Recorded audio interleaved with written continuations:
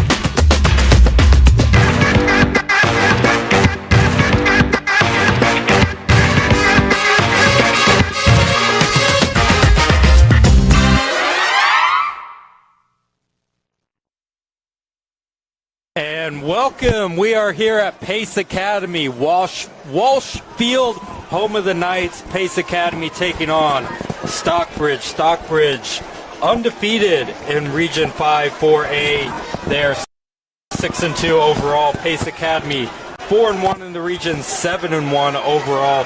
This game will go a long way in deciding the region champion. Alex, we got two All-Americans here. Yeah, for Pace Academy. Let's touch on them first. Heaven Brown Schuler. I think everybody's known about him. He was a young kid, man. Yeah, in 8th grade, he won our lineman of the year.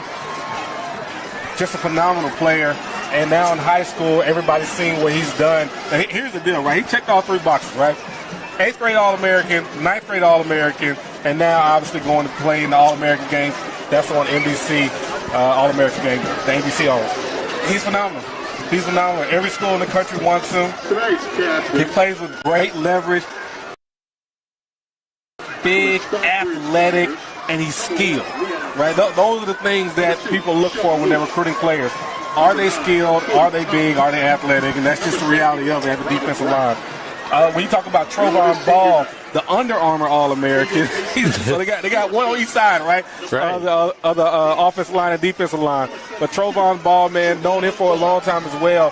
He's been very, very good. But as we always say with those linemen, they develop later. They don't really develop until high school. And when he got to high school, got around some great coaching, and they were able to go ahead and put the necessary things around him to help him grow, he took off. He took off. And a lot of that has to be said with Coach Kevin up here. Coach Kevin, the offensive line coach, he has coached, I want to say, 2 or 3 All-Americans. I know Reese just got drafted. Jamari Slater, that played at Georgia, obviously where you go. Oh, yeah. Plays at Georgia, and he's in the league. And Andrew Thomas, who is at Georgia as well, played up under Coach Kev. And apparently right now he's just a lineman whisperer. Because Coach Kev can get it done. And we're going to see how those guys play for Pace tonight. But it's funny, man. This thing, I just got to say it before it starts. Pace has 31 players. 31 players. During the middle of the summer, they weren't even going to have a team.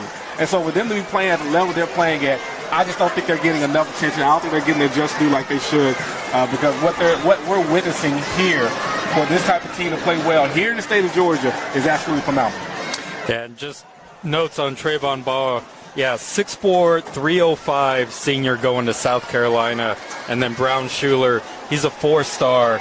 He's a junior, like you said. He's going to have his pick of schools. Everyone is looking at Brown Schuler. And just Stockbridge coming in. They are tops in the region here. Yep. Pace Academy dropped 1 game, and that was to Lovett. So it's really a 3-way battle between Lovett, Pace Academy, and Stockbridge. And for Stockbridge, who are the key players, Alex? You know what? I like Shelton Lewis. We did his commitment here with NBC 11 Live, Team 1-1 at Born to Compete. Clemson commit. He can do it. He can do it all, man. Phenomenal player. He can play man. He can play zone. He can play off man, play with you, play some games, hide it with his own look, and he can come down like everybody wants a corner to do, come down, get in your face, and get with it playing press football. Shelton, not only is he a good football player, but he's a track guy too. And here's the crazy thing. When we did his commitment, his coach, and this is his coach saying now, I don't want everybody jumping crazy and all that kind of stuff, but this is what his coach said. His coach said the player that reminded him of Shelton was Eric Berry that played at Creekside back in the day. Georgia Player of the Year, played with the Chiefs for a long time, did some really good things there. So I'm ready to see what these guys can do on the field. It's going to be a good one, man. And Shelton Lewis, I mean, committed to Clemson. Yeah.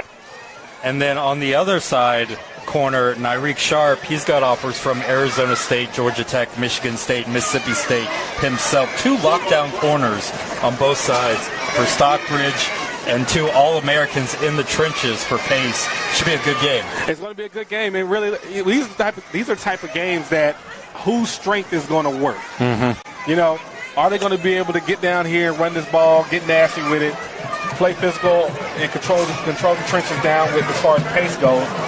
And with Stockbridge, can they be athletes?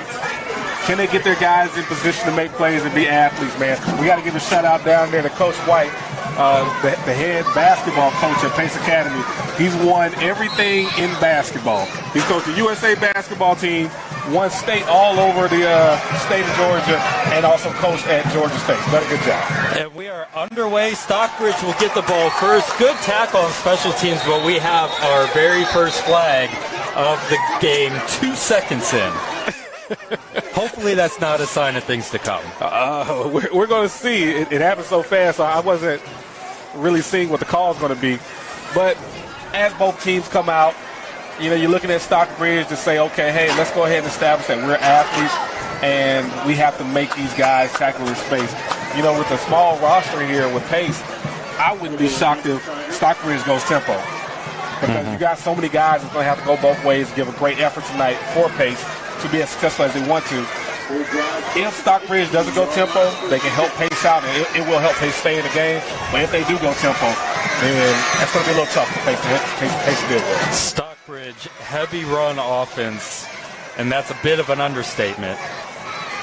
Got almost 200 carries on the season, only 75 pass attempts, and here's a little swing run. Go and get into the corner for the first down. Great play to start. And this is what we talked about, right? We talked about let their guys be athletes. You got them there on a jet. Let's go ahead and block outside as receivers. Let's do our job. Let's do what we're supposed to do. But let's let our ball carrier be an athlete, get them in the open space, and they can kind of go from there. I mean, look, when you're looking at across that offensive line or looking for the offensive side of the ball, and you see number 7, Shula Brown there, you got to make some decisions. And you got to necessarily run at them, but you're going to, you know, try to stay away from them, I should say. And that was Charles Key on the end around. Here's a handoff up the middle. That's Deontay Stone, and he gets stuffed for no gain. And that's what we're talking about. Them go ahead and run in that heaven side because you got to, right? You got to keep them honest. Look, they play football just like we play football. I'm sure it's what Stockbridge is thinking. But when you run to his side, understand there's a reason he is great playing the straight. That's one of the greatest things he does. Does he have a quarterback? Yes. But one of the great things about him is playing against the run, and you saw what he did right there. And speaking of 31 players on pace, that was Trayvon Ball playing both ways who made the stop. Here's a handoff to Stone once again. Stone finds room this time up close to the first down. Going to give him 9, so it'll be 3rd and 1 coming up for the Tigers. Again, we talked about it, right? Either you can run ahead or you can run away from them, and they're getting more. You're getting more ground running away from them. So I think that's probably going to be the game plan unless they start moving Heaven around a little bit. Other than that, my thing would be, hey, let's just stay away from this guy, and let's go ahead and run the daylight, run the grass. Yep.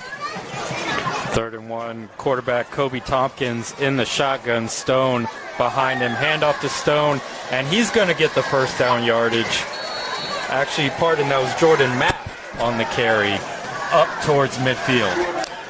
I like what they're doing because they're doing what they do. Right? Stockbridge is saying, okay, look, hey, we know you got some big guys up front. We're okay with that. we can block them. We can block up here too. We got some big guys up here too. So we ran the ball all year long. We're not going to change. We're coming downhill, and you're going to have to stop us. Got two receivers up top, one to the bottom. Tompkins in the shotgun. Handoff now to Mack. Mack not finding anywhere. Gets gobbled up for a loss of 1 on the play. What you're looking at them doing, it's almost like they're compensating. So if you understand what you're looking at, on Heaven's side, and notice you bringing them up because that's how the defense is based around. On Heaven's side, they're saying, okay, Heaven, you're in control over here. We're good. We're going to put more bodies on the other side. We put more bodies on the other side, we can stop them. We can dictate kind of where they run. So that's kind of what they're doing. Tompkins in the shotgun. Going to pass here in and out of the hands of Ryan Johnson. That was a great breakup by the DB. He saw the ball come out, broke on it, and was able to break it up. Able to make contact. Swipe in the hands of the receiver to get the ball out of Johnson's hands. First pass attempt for Stockbridge. Like I said at the start, almost 200 carries to only now 75 pass attempts. Stockbridge doesn't hide what they want to do. No, you're going to know what they're going to do as soon as they come out the huddle. But we have a 3rd and 12 now. Little outside the comfort zone for Stockbridge. Tompkins rolling out, trying to find a receiver. Throws to Johnson. Catch is made up at the 46. Well short of a first down. It's going to be about 4th and 8. That was a great tackle by Kai Cotton from Pace. Look, he understood. Look, it's 3rd down. We got to stay close to the body. The most important thing you could do on 3rd down is just get them down. And that's exactly what he did. Forcing the 4th down, now Stockbridge has to punt. So punt team on now for Stockbridge. Jordan Wilson with the punt, not a good one. And that's going to die near the 35-yard line. Yeah, about an 11-yard punt on that. Yeah, I'm sure he can. He punts so much better than what he did right there. He's going to kind of tighten himself up and get him right.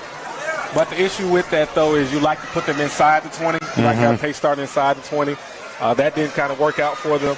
And so this is actually great field position. Look, you stop them right around the 50. You get the ball a little bit above the 30. Hey, it's good football. Let's go play some ball. I mean, when you're punting in your opponent's territory, you're hoping to get it inside the 20, like you said, just off the side of the foot of the punter. Good field position for Pace. Screen pass to start, and good gang tackle there. No gain on the play. And that's Kendall Evans, the Navy commit.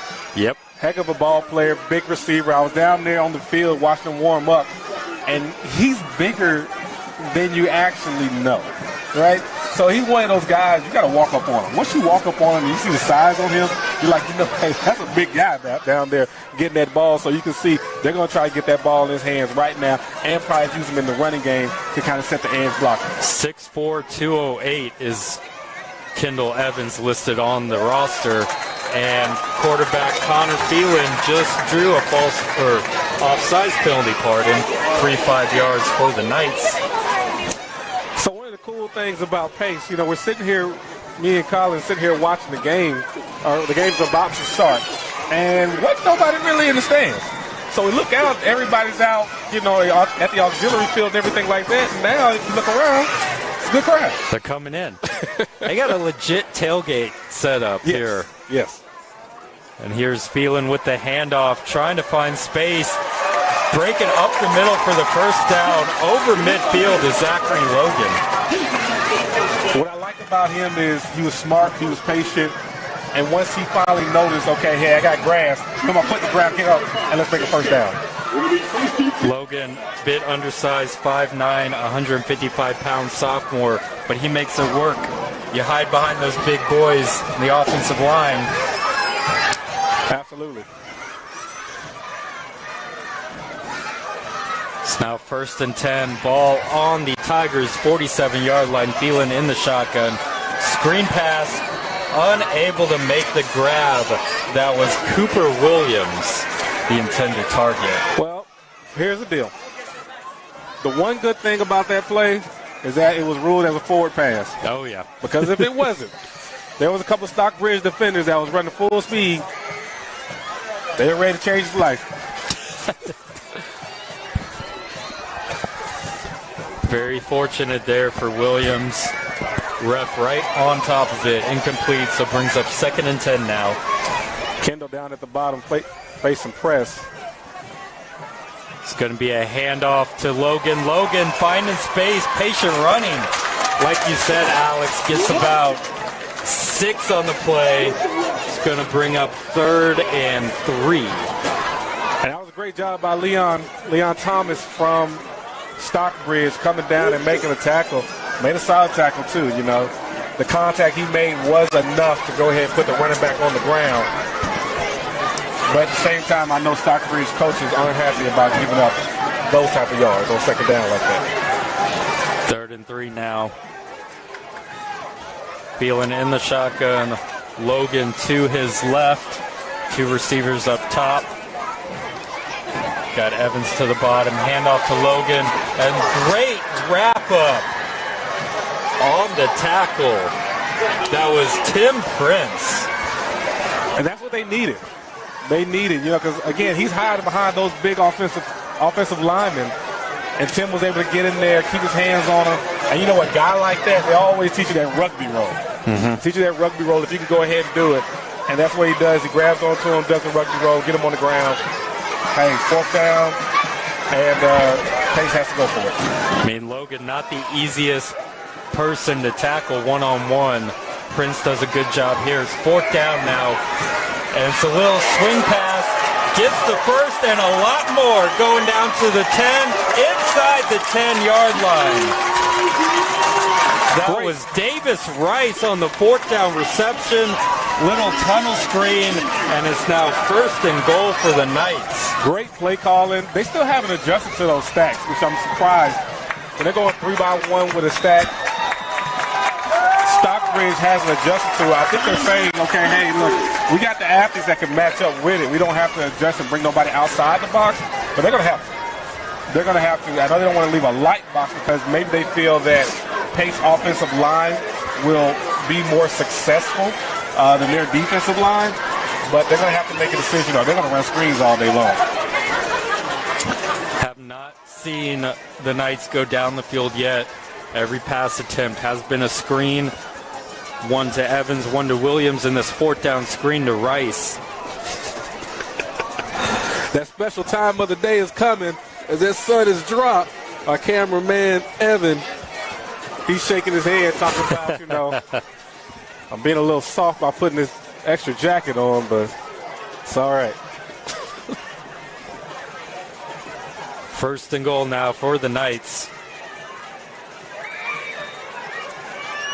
Got 2 receivers down to the bottom, 1 up top.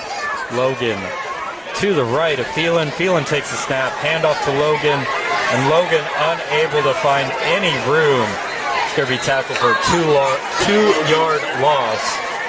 Be 2nd and goal now from the 11. I wouldn't be surprised they come with a little bit more play action. It looks like Stockbridge is finally kind of, okay, hey, we're getting it. We're understanding their running track and everything like that. That Pace is doing. So I wouldn't be surprised they go with a little bit of play action and maybe go big down here with Kendall down here at the bottom. Yep. And again, Kendall that's that 3-by-1 look right there that you see. And that's a 0. 0 coverage, 3 receivers down bottom. And that's where Phelan's looking. Phelan's trying to get to the end zone, and there's a flag on the play. Might be a holding call. Davis Rice was the intended target. Yeah, you saw it as soon as it happened. You know, look, guys, it's hard to play that 0, especially with him playing that far off, which is, you know, what the defense asked him to do. He gave him a nice move on the inside look. He stepped on his inside foot, came out, ran that corner route on him, and all the DB could do was just grab. Well, look, hey, you rather grab, live for another play, than give that touchdown up. Yep. No automatic 1st down here in high school, so it's still 2nd and goal, 5 yards, moves it up to the 6-yard line. We'll see the formation Pace Academy comes out with.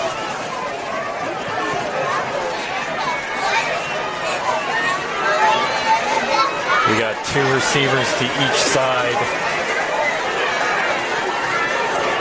Logan, the lone back, to the left of Phelan. Shotgun snap to Phelan, looking for the screen, and that's touchdown. Kendall Evans on the screen pass from Connor Phelan.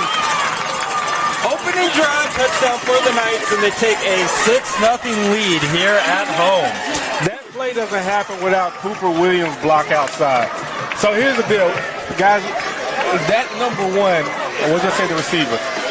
The receiver has to make that block. That's why they always say block for your man, block for your man. Receiver's got to block. Well, now that the screen game become more prevalent in how we run so much outside of the spread game, receivers have to block. That is as we say, block, the kick got blocked. Yeah. But receivers have to block, and Cooper Williams with that block is what really sprang him to give him that touchdown. And once that big body catches that ball, you're not going to bring him down as easy as you want to. Kendall go ahead, gets into the end zone, and Pace on top, 6-0. Yeah, extra point by Andrew Swan was blocked, so the score stays at 6-0 here with 4:33 left in the first. Stockbridge now looking to answer. Pace Academy, a lot of staying within the rhythm of the offense. Like you said, a lot of screen passes, good run game there with Zachary Logan. Good, simple, just getting first downs. The next thing you know, you get enough first downs and you're in the end zone. You listened to me on that. Yeah, I did. Yeah, man. Look, they're going with a simple approach. If the box is light, we're running it. The middle of the field's open, we're throwing in the middle of the field. If we got numbers to the outside, I got a big old body, number 10, Kendall. And I love how they're using him, right? So I hate when you have a playmaker like that, you don't know how to use him, that receiver. You know, look, man, it's just me being selfish, right? I played receiver back in the day in high school and college, and I like seeing big-time playmakers be used. And so what they're saying is, look, if you gonna walk some people over here, or he's getting the ball. And if you don't walk people over here, and he's the guy that's going to, we'll just call him the point of attack guy, sometimes what we call it in the formation. If he's the point of attack guy with the blocking, then he's going to get a great block, he's going to spring our guy open. So it's phenomenal what they're doing here. I like the play calling that's going on. Yep, Evans, like I said before, 6'4", Davis Rice 6'3", 2 big body receivers for Pace. And that's a good over-the-shoulder grab on the kickoff. Downs it at the 29-yard line. Might want to let the guy behind you get that one next time. Somebody must not have called something. Yeah. There's usually a call that goes on, and apparently a call wasn't made, so he still went with it. But I'm glad he caught it. Yeah, me too. Because if that would have bounced off his shoulder pads, something like that, it got tough for him. Not a good conversation going back to the sideline. No. You want to go back to the sideline with that one. All right, Stockbridge now looking to answer. Knights up 6-0. Kobe Tompkins in the shotgun. Here's the handoff. This is Deontay Stone, the back, gets bottled up for no gain. You know, it's looking like they just can't get the push up front. Pace defensive line is playing with amazing leverage. You can tell they've been coached up on what to do. And then if you look here, too, the receiver, Kendall Evans, was playing some defensive end right there. Oh, really? I love it. I mean, hey, that's what you got to do, I He guess. had to slide down and play some defensive end at that play. But now back playing at star position, or whatever they call them, their defense. 2nd and 9 now. They gave Jones 1. Looking for room and running out of time. That's Kobe Tompkins. He's going to go down for the sack. Coverage sack on that one. Just no open receivers for Tompkins. Brings up 3rd and 10. They didn't fool him. They didn't fool him at all. So what they were looking for is, if you look at the quarterback eyes went to the running back. They tried to get the DB to jump on that flare route. They didn't jump. Didn't commit to it. Stayed deep with the man, and once that happened, the quarterback was now in trouble. And he just tried to make something out of nothing. 3rd and 11 now, not the down and distance Stockbridge wants. Kobe Tompkins, 4 receivers, 2 to each side. And we're going to have a false start on the Tigers, back them up even more. You know, when I saw that, I thought they were about to call offsides. It was close. On Pace, but they didn't, which is good because he didn't jump offsides. Yeah, but I thought that's what they called it on for a quick second. They see something from the defensive side. They're messing with those offensive linemen for a reason. There's something with them, whether it's the calls or whatever they saw on film, that they're saying, hey, these offensive linemen aren't going to be able to pick up with our motion here on the defense, and that's what they're doing. Same formation here for the Tigers. Tompkins takes the snap. He's throwing it up and going up to make the grab. What a catch. Coming down a little gimpy. That was Javon Brown climbing the ladder to make the catch. But Kai Cotton, again, on defense, playing in the secondary, does what exactly he needs to do on third down. Get him down. Get him down. I don't need all the big hits. I don't need all that. Get him on the ground. Hey, we're off the field. No yards after catch is 4th and 6. Second straight punt. This one a much better punt for Jordan Wilson and the Tigers. Pace Academy will start their second drive at their own 39-yard line. Yeah, did we say earlier, like, you know, look, he just had an accident. Yeah. The ball went off the wrong shoelace or something. That happens. So he gets another crack at it. I like where the coaches didn't get on him, nothing like that. Just leave him alone. Let him go ahead and get his mind right. He'll figure it out. Comes back, punts, gets a nice punt. Try to help change the field a little bit for the Stockbridge team. So we got 2:03 left here in the first quarter. Pace trying to add to their 6-0 lead here. They got the stashes on in the student section, huh? See that?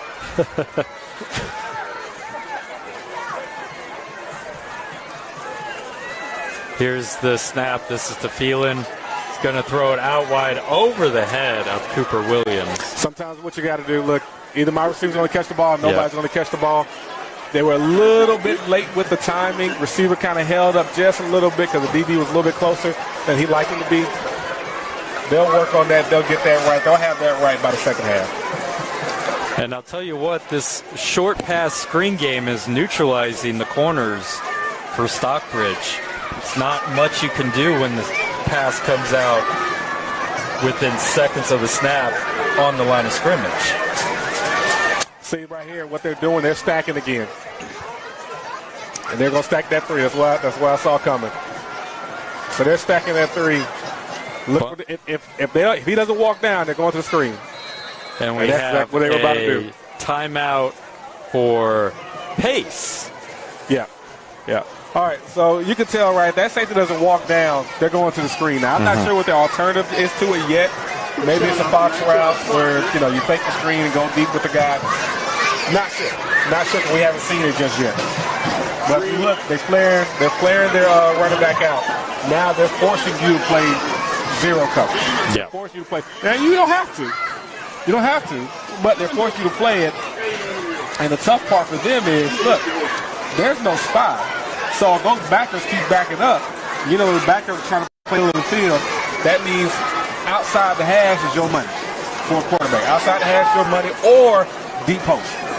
Because I don't know, you know, can that linebacker make it back there fast enough? I don't know. We haven't seen him run just yet.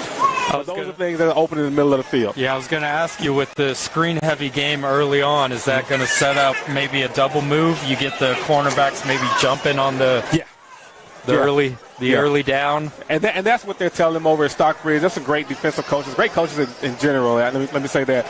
So they're telling them, hey, guys, these are things that you need to look out for. So let's see if they motion back to it, or if they're just going to stick with whatever the play is, maybe go with a run play. So 2 receivers to each side, different formation coming out of the timeout. Phelan looking down the sideline, and the catch is made over the shoulder. Kendall Evans with the grab. Did you see the toe tap? Yeah. Oh, my goodness, that was beautiful there. Extended the hands,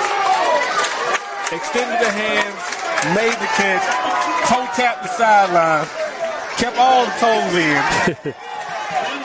makes the catch. But again, That's what you're looking at a guy that's going to play at the next level. And like I said, guys, you don't know how big he is unless you get down on the field, and then you can really see, like, this is a big dude out there playing receiver. Kendall Evans, the Navy commit, with the textbook over-the-shoulder, next-level grab for sure. That's a great throw by the quarterback, too. We got to give him credit. Brings up 1st and 10 now on the Tigers. 29 and going up the middle. Getting the first down. That was Maddox Crawford. You know what I like? He knows he's going to take a big hit. He did the best he could to get behind his pads. Hey, look, we're not those type of players. It's okay. Let's take that hit, get back up, let's get back in this huddle. Let's get the play from coach. I love it. I love it because they understand what it is. Hey, I'm going to get hit. I'm going to get beat up. These things are going to happen. But I need to go back in there and make another play for me. Great job by Maddox there. A little bit of trickeration, direct snap to Maddox Crawford. Here we go with a 3-by-1 stack. Let's see if they adjust to it. Okay, now they're walking down, pressing number. Connor Phelan in the shotgun, looking that way.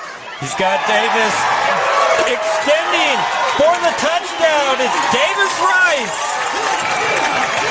And it is now 12-0 in favor of Pace Academy. Now here's the thing, what you just saw, everybody. Kendall brought so much attention to him. He's the up guy in the stack. All right, he's the point of contact in the stack. So now what they've done is they confuse him so much. They confuse the DBs so much. Are they going to run screen? Is he going to come back, step back, and catch the screen himself? Or is he coming out blocking? This is a great job by Kendall. First, I give him all the credit. He comes out, right, attacks inside shoulder, so you don't know if he's blocked or what. You're playing soft, but you have 3 people that rolled with him. 3 people that rolled with him into inside when he ran a cross route, a lazy post, whatever you want to call it. That's what he ran. They came off of him. Number 14, what's his name? Davis Rice. There you go. I apologize. Davis Rice came off on that wheel, and he was wide open, and they were able to score a touchdown. That is great play calling all the way down. And also, too, you have to have your receivers running their routes exactly how they're supposed to run it so you can fool those DBs. Those DBs in Stockbridge are very good players. So this was set up all the way down. This was set up in the first drive that they were going to run that play. Great play calling down there inside the red zone. And good balance for Rice, staying in bounds, able to extend to the end zone. And Pace couldn't ask for a much better start. Near perfect here with 1:07 left in the first quarter. They lead Stockbridge 13-0. Now here's the deal. It gets tougher for Stockbridge as the score separates because they haven't been as successful in the passing game. So that means it's going to be hard for you to pick up a chunk of yards. It's going to be hard for you to pick up points like that, right? Like points immediately. And little... Yeah. So that's what they'll have to do. Yep. So Stockbridge is going to start at their own 40-yard line. And Stockbridge, they're not used to this on the season. 265 points for, only 81 against. They're not used to playing from behind.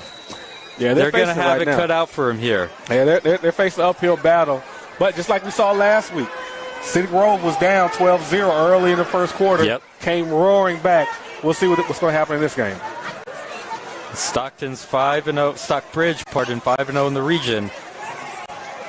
And here's the handoff, and just like that, Jordan Mack is gone. 60-yard touchdown. One play is all it took, and it is now 13-6. What an answer. The way they block it up. I love the way they block it up. And give Kobe some credit, the quarterback. His read was spot on, right? So he can either pull it or he can give it. He stayed in there, stayed with it, rolled it, and went ahead and let it go. When he was able to get that D-line to come up and commit, he was reading that 3-tech. So when he was able to get that D-line to come up and commit, okay, the running back took care of the rest. Bounced his head off the goalpost, as we say. Great balance, though, right? Almost lost his foot. Kept his balance. Hey, be an athlete, man. Get on Instagram, right? Get on TikTok. Let everybody talk about you, say some good things about you. Extra point is good. 13-7 now is the score. Jordan Mack got through the line, and there was no one stopping him. 60 yards, one play, 1 touchdown. And it's a 6-point ball game just like that. And I think that's what Pace didn't necessarily want, but we'll see how they respond. That's going to be the main thing. How do they respond? Stockbridge responded by saying, okay, hey, look, you got a D-line that's getting some pressure. We're going to let this 3-tech go. We're going to let him come on upfield, and we're going to block down to make sure we get to the second level. And Kobe was able to read it very well, right? Okay, now, with the second step is, how does Pace respond? Yep. How did they respond? They just took it on the chin, right? 60-yard play, but you did give up a drive, right? You did give up a big play. Okay, that happened. So let's see how they respond. Stockbridge lines up for the kickoff. Kick is away. It's going to be fielded at the 5, going up to the 15, ducking his shoulder, getting up to the 20-yard line is where Pace will start this drive. With Pace, I think one of the best things that they could come out and do is, hey, let's get 4 yards on first down. Everybody calm down, be cool, big play, it happened. Hey guys, we're good, we're in the lead. Pressure's on them right now. Let's get 4 yards on first down. And that's what he's going to do. He's going to call a nice, safe play, get 4 yards on first down. Let's stay ahead of the sticks right now. Motion's a little bit high. Let me keep my team in. Let me keep everything good. And let's go ahead and drive down this field. And as the play calling opens up, as the defense opens up, the play calling will open up. Pace has not been stopped They're yet. going here for a read right here. I believe that's Maddox Crawford taking the snap. This time, not as successful. He gets strung out for no gain on the first down play. It looks like they lost a yard, actually. You know, the thing about they went with a safe play. Yep. They went with a safe play. It's just that, hey, Stockbridge played great defense. The outside linebacker came up, met the blocker, was able to stop Maddox's feet and make it go out of bounds. And it looks like Pace is content to take this to the end of the first quarter. They're up 13-7, facing a 2nd and 11 from their own 19-yard line. Going to switch ends here. So what are your impressions so far? We saw Pace get 2 touchdowns on their 2 drives. Big answer from Stockbridge. Much needed. If they got down too much further, they get out of their offense. Yeah, it's kind of what we thought, though, right? Yep. So great play calling on Pace side. They have to call good plays all the way down, though, right? That they don't have any real room for error. And what we saw with Stockbridge is once the athlete can be an athlete, Pace is in trouble. You know, that's what they were trying to do with getting those jet sweeps earlier. They're trying to get their guys in space so they can go ahead and make a play. Now, space came from the option there, from the read. We call it space came from the read that Stockbridge did, and he was able to open the field up. And you saw the athlete be the athlete, where nobody can run with that young man. With Stockbridge athletes out here. Nobody Pace can run with Stockbridge athletes out here. Yeah, and that was Jordan Mack. That was his 9th rushing touchdown on the season. 10th touchdown overall for the junior running back. Now, this is going to be pivotal. This is going to be critical for Pace right here. Can Pace go ahead and get a drive going? Even if they flip the field, that's fine, right? You drive it to about the 40, 50, you punt. That's fine. But they got to get something out of this to extend the drive for Stockbridge. You don't want Stockbridge starting on this side of the field. Got 2 receivers stacked to each side. Phelan in the shotgun, takes the snap, looking downfield, not finding anything. He's going to take off himself. He gets past the 30, slides down. He's looking for a flag as he got tackled after he slid. No flag on the play, but he does pick up the first down to the 34-yard line is where they're going to mark Connor Phelan. Well, the announcer first off has me rolling with his announcements with the good gosh almighty. But that was a great job by Connor, man. That's a veteran quarterback. Yes. That's a vet quarterback. He's a senior. He looks around, doesn't see nothing open. Hey, man, pick it up with your feet. Be an athlete. Pick some plays up with your feet. Pick some yards up with your feet. And let's keep this drive going. Trips to the top here for Phelan. He's looking that way, looking for the screen. Unable to come up with the catch is Cooper Williams. It'll be 2nd and 10 now for the Knights. All right, so they finally did it. They finally said, look, you're not throwing the screen on us no more. We're walking these guys up, and we're going to make them uncomfortable. Pace decided to stay with the screen. Totally understand why. You got to see, right? You got to run them off, come back. Let's see what happens. But right there, it wasn't working. So we'll see how much more they go to it for the rest of the game, or if they go with Big Kendall and say, Kendall, here's this ball. Do something with it. Let's see. Just get it in the hands of your playmakers. We got 3 receivers stacked to the near side of the field, and it's going to be a handoff to Logan, though, and he's going to get not much of anything. Maybe a yard on the carry. Bring up 3rd and long now, 3rd and 9 for the Knights. So I like how they're using Davis Rice, right? So what they're doing is they're stacking, but he's really an up back. That's really what he is in that stack. That's why they're stacking towards the bottom of the field. And they're stacking hoping and saying, okay, hey, we want to move this defense over, right? We want to get this line shipped over, get the back and shipped over, however Stockbridge is going to do it. And from there, we're going to run him back across, and he's going to go ahead and pull and kick the end. But it just didn't happen that way. The end didn't come off field. He stayed when he saw the tackle go down to the linebacker. So it's 3rd and 10, no gain on that last play. Phelan is looking for the swing pass, and Rice wasn't ready for it. Did not have his head turned around, and that's going to bring on the punt team for the Knights. Great play design. Great play design. Like I said, I like what they're doing with Rice, what they're doing with that up back. They're kind of moving him around, hiding him a little bit.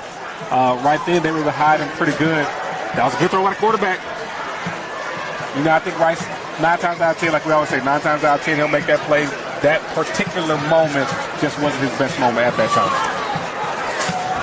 time. Rice not expecting the throw when it came.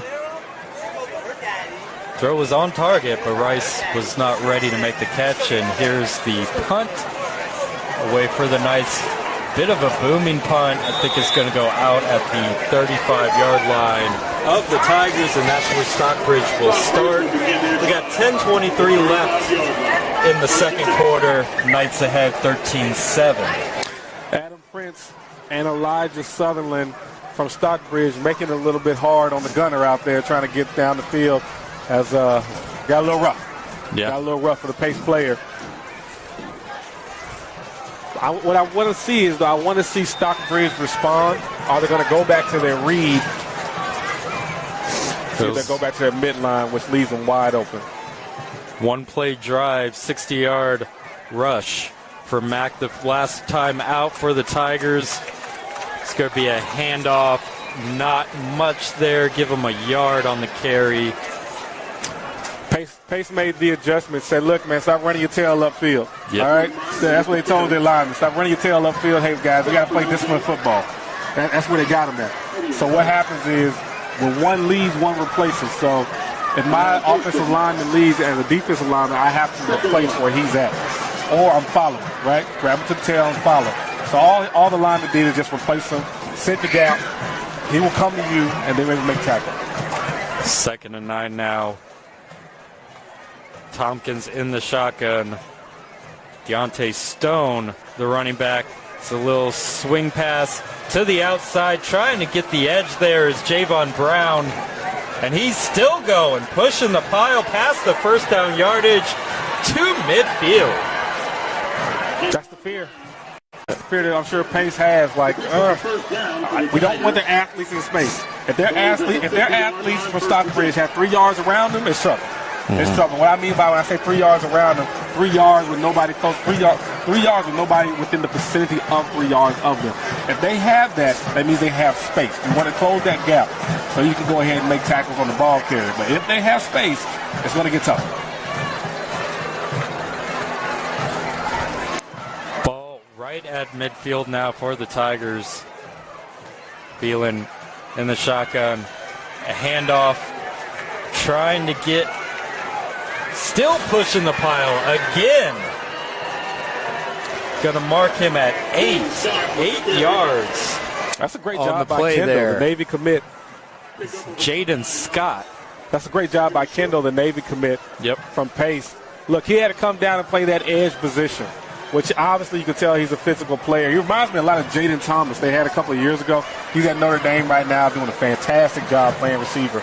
But Kendall playing the edge and they got to play in the strength, actually, playing the strength. That means he got to come with it every play. We had a timeout for Pace now. Yeah. And that's expected. You know, what coach is going to tell them, he's going to tell them in a very motivating way. Guys, I understand we keep going for the strip. I get that. How about we get them on the ground first? How about we get them on the ground and let's let some good things happen for us, right? Things kind of get away from you when you start trying to create stuff, right? When you start trying to make up stuff, as coaches will always say. When you start trying to play outside of what you're supposed to do. And that's unfortunately what a lot of those defensive players, some Pace are doing. Keep trying to strip the ball out. Keep trying to strip the ball out. Well, while you trying to strip the ball out, I got these big old offensive linemen pushing on you, and we're picking up 3 to 4 extra yards, which is big because now we're ahead of the sticks. And like you look right now, second and short. Last drive they did it. Got a first down off of it. Yep. So that's probably where he told them, hey, guys, look, I love the effort of stripping the ball. I want to turn it over just like the next man. But at the same time, let's get him on the ground. Let's get him on the ground and worry about the rest later. Yeah, 2nd and 5 is what it should have been until the pile got pushed. 2nd and 1 is a lot easier to pick up. It is. 2nd and 5. In big games like this. It's a big 4 yards for sure. Coming out of the timeout now, we got trips close to the line. And that's Alvano Cheeks motions to the other side, fakes the handoff. Tompkins going to throw it wide open. Receiver making the grab is Javon Brown for the touchdown. They had to do it. They had to. Eventually you have to go to the air. Whether it's something that, you don't call as much, whatever it might be, you got to go to the air. And that's exactly what they did. They were able to get a touchdown out of it. Because what did we say? They got athletes out there. And the more time that quarterback gets, the more vertical he can go. And that's exactly what he did. Went vertical, a little bit of trickeration with moving the quarterback, changed his platform where he's throwing the ball. Once it gets to the spot, deliver the ball. My playmaker's going to get behind the defense. Touchdown. It was a 41-yard touchdown pass, Tompkins to Brown. So the 2 touchdowns for Stockbridge, a 41-yard pass and a 60-yard run. 2 big plays. Big plays. Big plays. That's what I expect to see out of Stockbridge all night long, if that's how they're going to win the game. But at a pace, they got to make drives. They got to make drives. They're going to have an 8-play, 9-play, 10-play drive. Here's the extra point to take the lead. And it is no good. So we're tied at 13. 2 failed extra points, 1 for each side, and the score is 13-13 with 8:06 left in the first half. Colin, what's really caught my eye here as I'm looking at the student section, somebody had the full grass suit on. Did you see that walk by? There were 3 of them.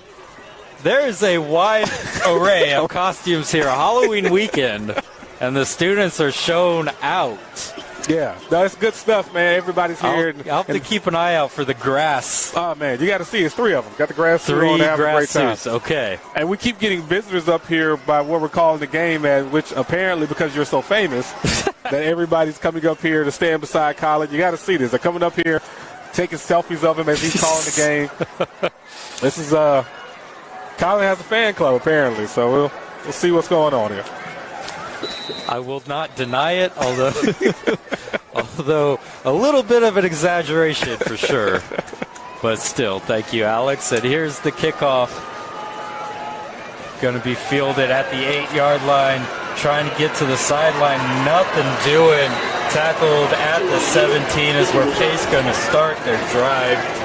Trying to get back on the scoreboard here after having to punt their last time out. Yeah, what you saw is, again, what you're going to see is a couple of things, right? You're going to see Pace try to make Stockbridge play sound, disciplined football.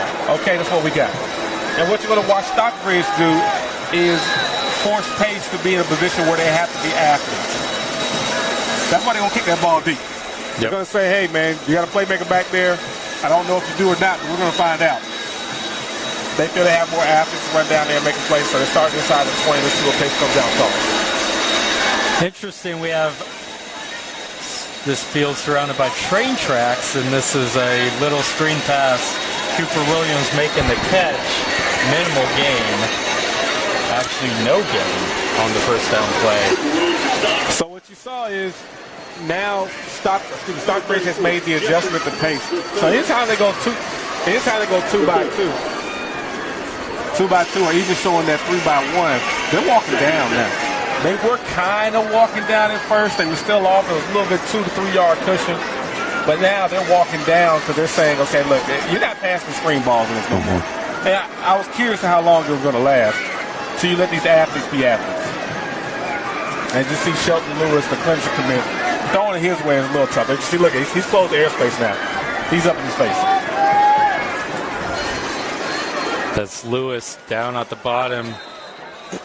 We're going to see if that's an offsides. It's good. Nope, going to be a false start. So we're going to back Pace up 5. It'll be 2nd and 15.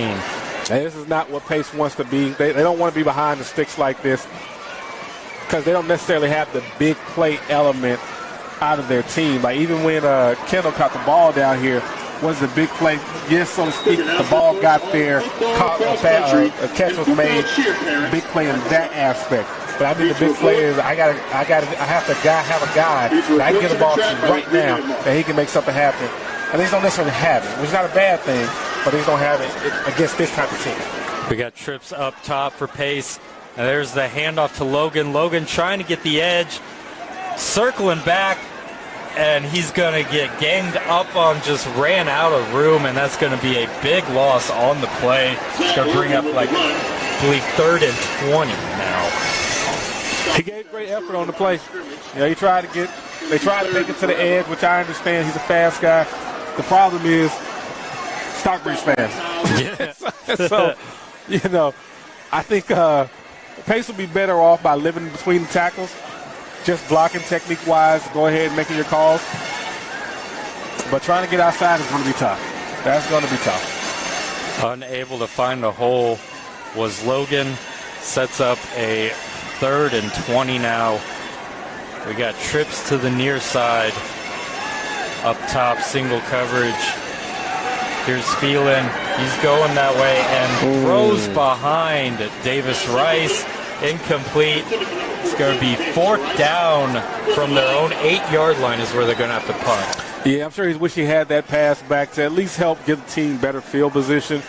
And so when they punt, it won't be, which toes in the end zone. Good play call, good play design. The middle of the field came wide open. Just wasn't able to necessarily make the throw. One thing that did shock me, though, that they didn't go back to 5 wide. Because when they were at 5 wide, they gave you a 0 look. They gave you a 0 look, and it looked like it made it favorable, especially for your big receiver, Kendall. And I'm surprised they haven't moved him around to kind of dictate what the defense does. Andrew Swan punting it from inside his own end zone. Great field position for the Tigers. They're going to start at the Pace 41-yard line. Now, people want to know what a playmaker can do for you, right? So, just like last week, we saw what Caleb Koss from Sandy Creek. Cedar Grove didn't want to kick him the ball. Yep. When they kicked him the ball, he almost bounced his head off the goalpost. Same thing with Shelton Lewis. When you got a playmaker back there, you have to think about these things. So they're going to say, okay, hey, we're not going to kick it at him. We're just going to kick it to the sideline. Hopefully it goes out of bounds. Stockbridge lining up here at the 41. Handoff is to DeAndre Stone, and Stone's going to get wrapped up for a loss on the play.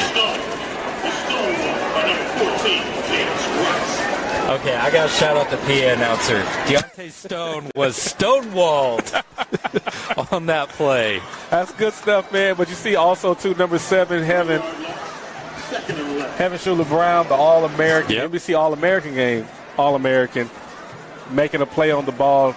Said, man, against the run, he's a monster, man. And you look at him, too, man, like the body doesn't look like, he looks massive, basically. Oh, yeah. Yes, he looks massive out there.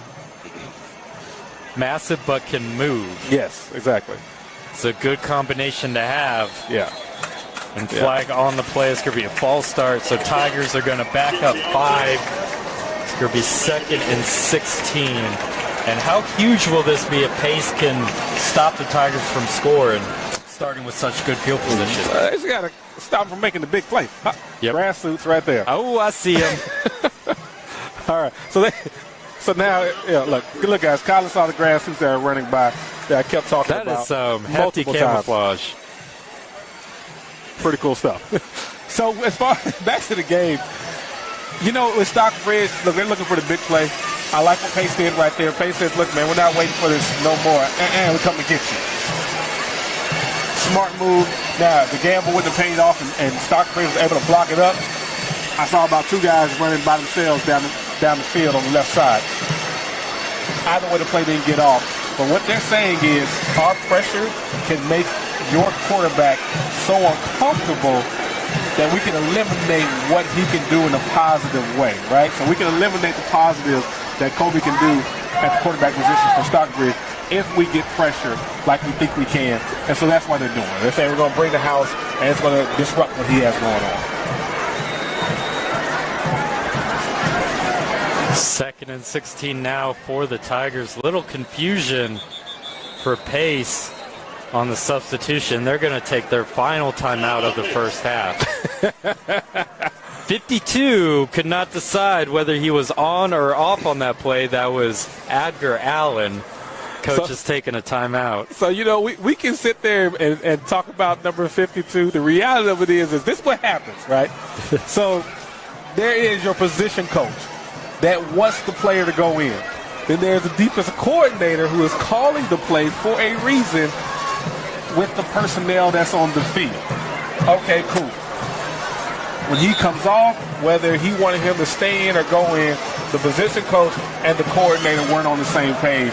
That's why you saw them have a spirited conversation between the coaches to understand exactly what in the world is going on. All right, so we're going to reset. Still 2nd and 16 now here for the Tigers. Tompkins takes a snap.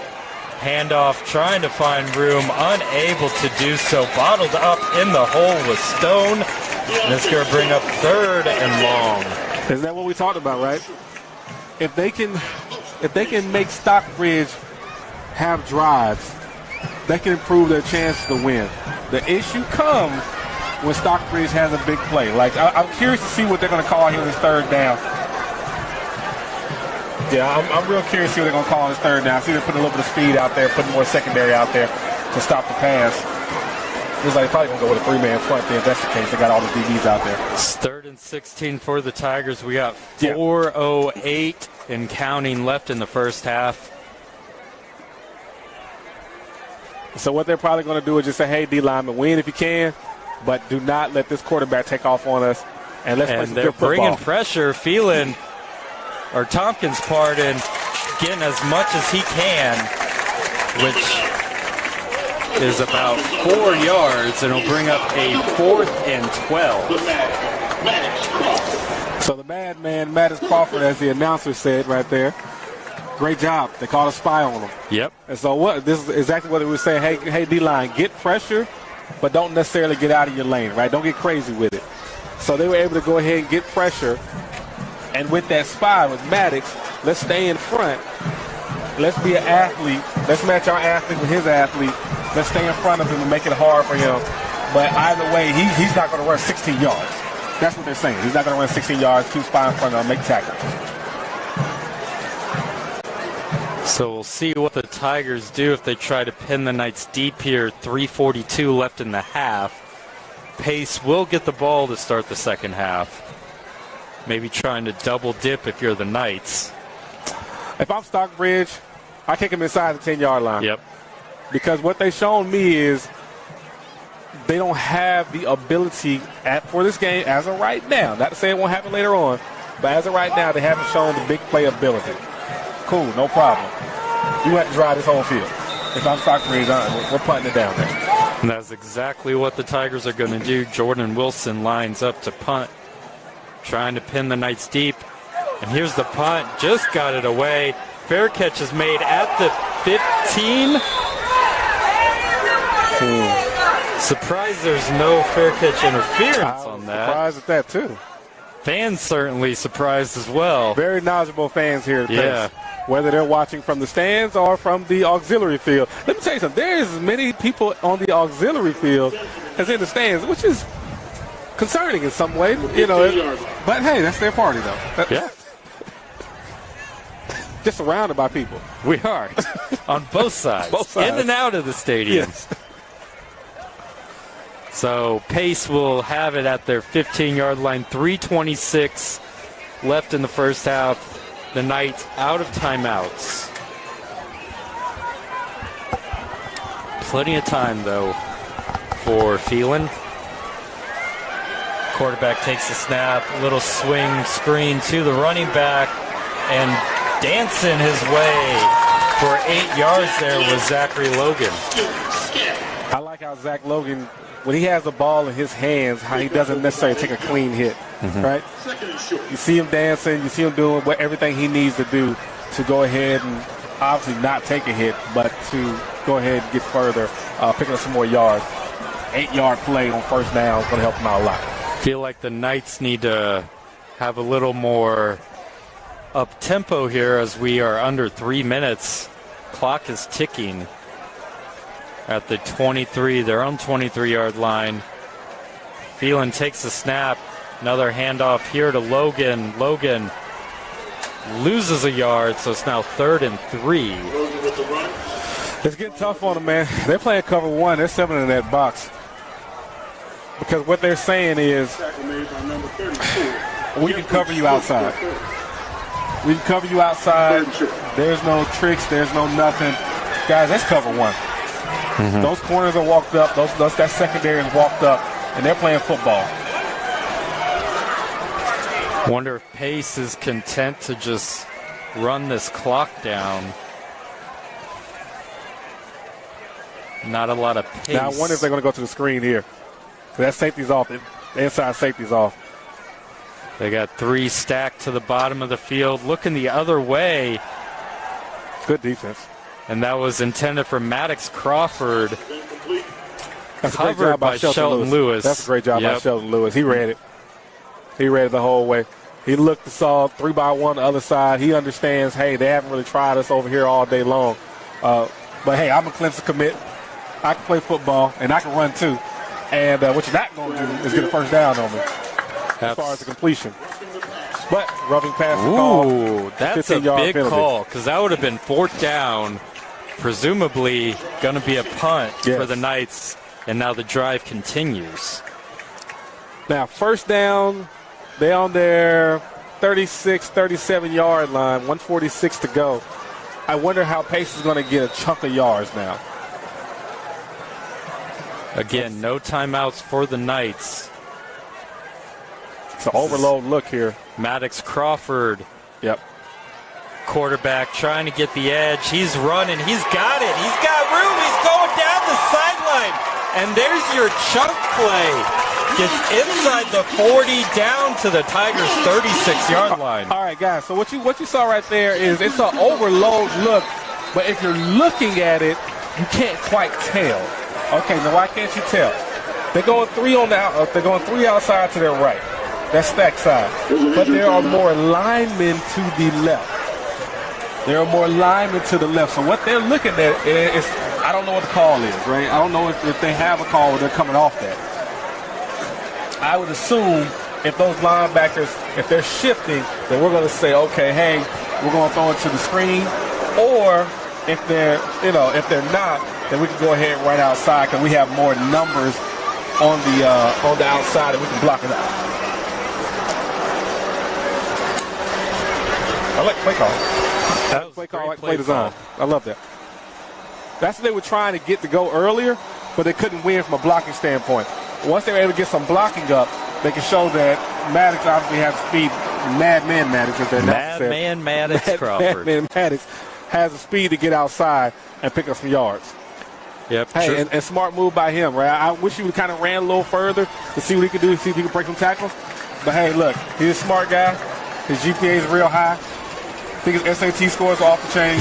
So he knows more than me and you know. He gets out of bounds. Stop the clock. Let's keep working. Let's keep driving down the field. And we had an injured player. That is Nyreek Sharp, the cornerback for Stockbridge. Sharp offers from Arizona State, Georgia Tech, Michigan State, and Mississippi State. Hopefully he's all right. Now if he's out for the game, which we hope he's not, you never want to see a player hurt. But they're going to have to make some adjustments. Now you see Shelton goes over to Kendall.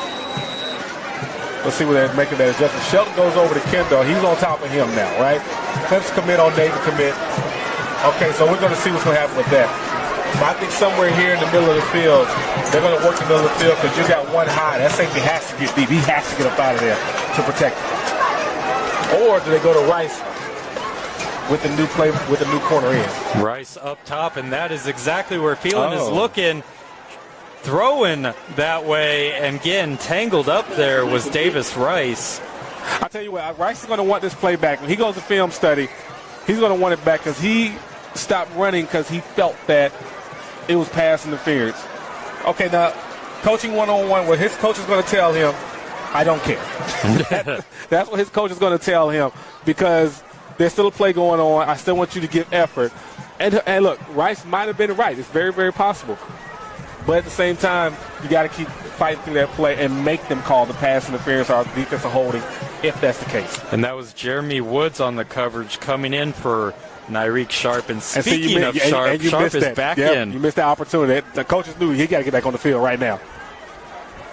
So good news there for Stockbridge and Nyreek Sharp. Got a pre-snap penalty on the Knights. Not sure exactly what the call was, but it's going to back him up 5. 2nd and 15 now. 1:31 left in the half. Got 3 receivers lined up.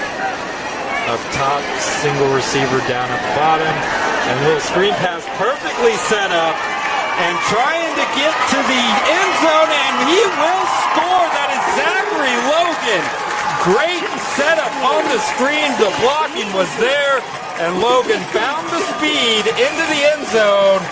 Knights up 19-13 now over the Tigers. We talked about the screen game at the beginning of the game, and they haven't went away from it. They're going to screen you in different ways, and it's worked for them. They've been very successful. But what was so great about the screen here, they went 3-by-1, right? So obviously the coverage is going to shift over to the 3 side, which is obviously to their right side offensively. They were able to come back to the left side with the screen where they had numbers, where they had hat count. They had numbers. They were able to get the play they wanted. And what even made it better is great blocking downfield. Great blocking downfield so they can get the desired result that they wanted. So now there's 1:21 left for Stockbridge if they decide to try to make a drive out of it. They got 1 timeout.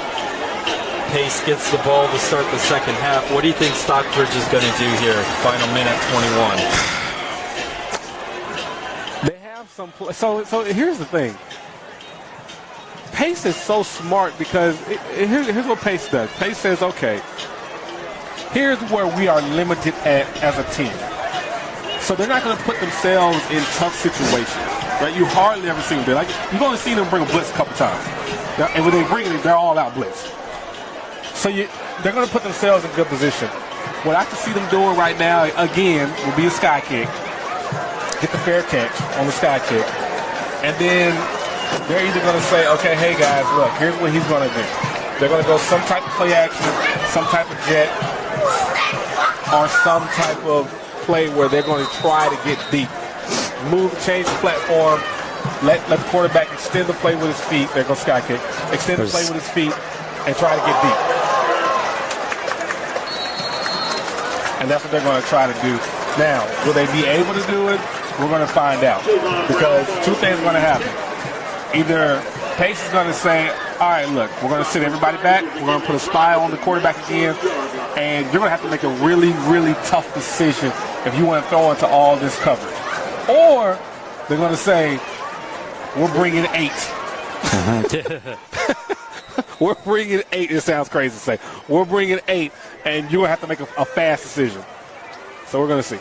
Stockbridge starts on the 19-yard line. Muff, fair catch there for the kick return team.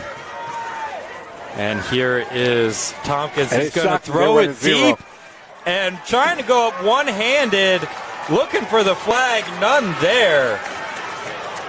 Very upset on the no call there with Shelton Lewis. You have to have a lot of belief in your DB to go with cover 0 with 1:10 left, and that's what they did.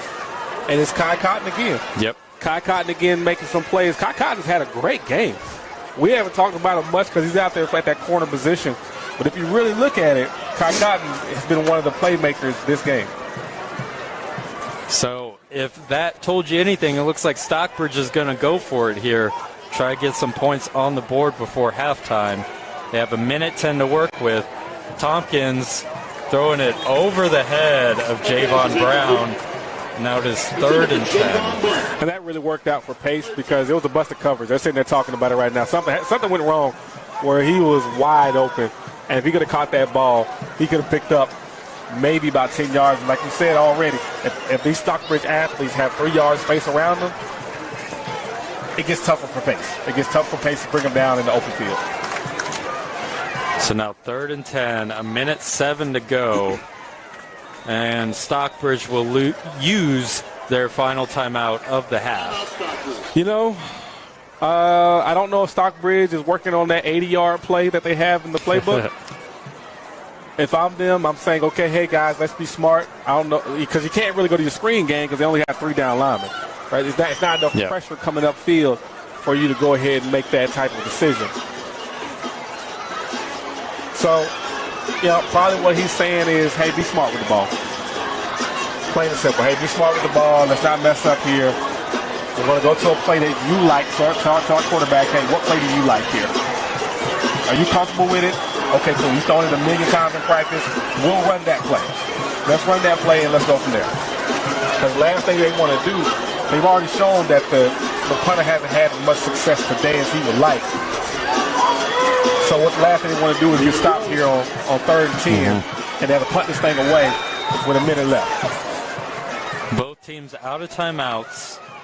1:07 left, and here's a handoff that was to Stone, tackled immediately. Smart for Stockbridge, though, because now the clock is going to run. They're going to punt, but Pace really won't have much time to do anything with it. I was kind of shocked they didn't call timeout, but at the same time, I get it. You're up 20-13. Yeah. Hey, let's be smart. Let it be. Let it be, and let's go ahead and get out of here. I believe Pace is out of timeouts. I believe there that's so good awareness. I feel like that's what the timeout was with Stockbridge. Be like, hey, Pace is out of timeouts. Yep. Like you said, we don't have an 80-yard play. Let's just get to the half. And here's the punt. Almost blocked there. And that was definitely kick-catch interference. And that's not what you want. So we're C. That's not what you want. I mean, 17 seconds. We'll see where they spot it following the penalty here. So they could have called that last time. They could have. And probably so should have. Yeah. The Stockbridge special teams coach has to get with them saying, guys, hey, what are you seeing? What do you see? What is making you run into, the punt returner? Like, what's happening here? So they'll talk with them during halftime. Coach will give them some motivating words. They'll tighten them up. Or if he doesn't want to do it, they'll put somebody else in that will not run into the punt return. I'm sorry. I'm loving this PA announcer. Apparently, you got to let the guy catch the ball before you tackle him. A lot of sass coming out of this press box here at You can tell it's the home field for Pace. Oh, I love it. Yeah. I love it. I wish we had him mic'd up. Yeah. So that's going to move the ball to the Tigers' 37-yard line. 17 seconds. I mean, what do you got to lose? You got a 6'4" and a 6'3" wide receiver. Take a shot. Take a shot. Take a shot. It just depends. Okay, so if what I'm thinking they're going to do, I'm shocked they didn't run it back out the backfield. Which, yep, there they go. Oh, here we go. And throwing it up to Kendall Brown, or Kendall Evans, pardon. So here's what I was wondering. I thought they were going to split that running back out and give him a 5-wide look. Yep. Because Stockbridge has shown you already they're not running zone. They're going to come up here and get in your face, and they're prepared to play some football in their secondary. Cool, no problem. Since that's what you want to do, let's go 5 wide, make you play 0. Let's put Kendall or Rice somewhere in the slot, and let's let them work the middle of the field deep, where it improves their chances. So we'll see what the play call here is. 10 seconds left in the first half. Phelan takes the snap, and he's going to throw it over the middle. The catch is made. That was Maddox Crawford on the completion. There's 3 seconds left.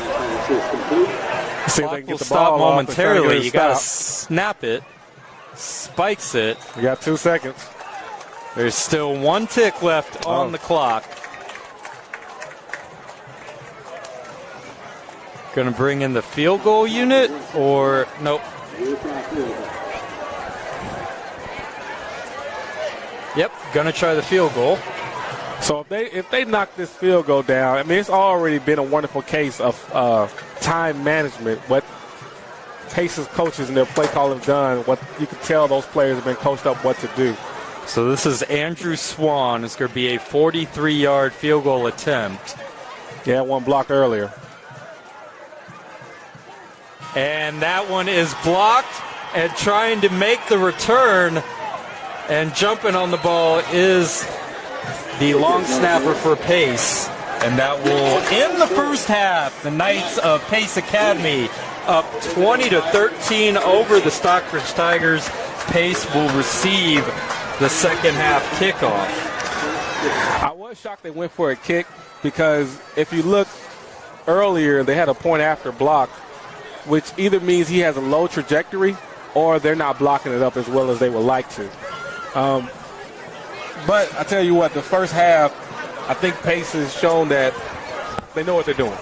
They know what they're doing, and why I am telling everybody that will listen, this is one of the best coaching jobs around the state of Georgia right now, because for this team to not have a team this summer, for those that didn't know, when Coach Slade left and got the job at Virginia, he left, a lot of people left, just different things happened around the program, because he was such a beloved coach, a dynamic coach, a great leader of men, and he deserved that job when he got at Virginia.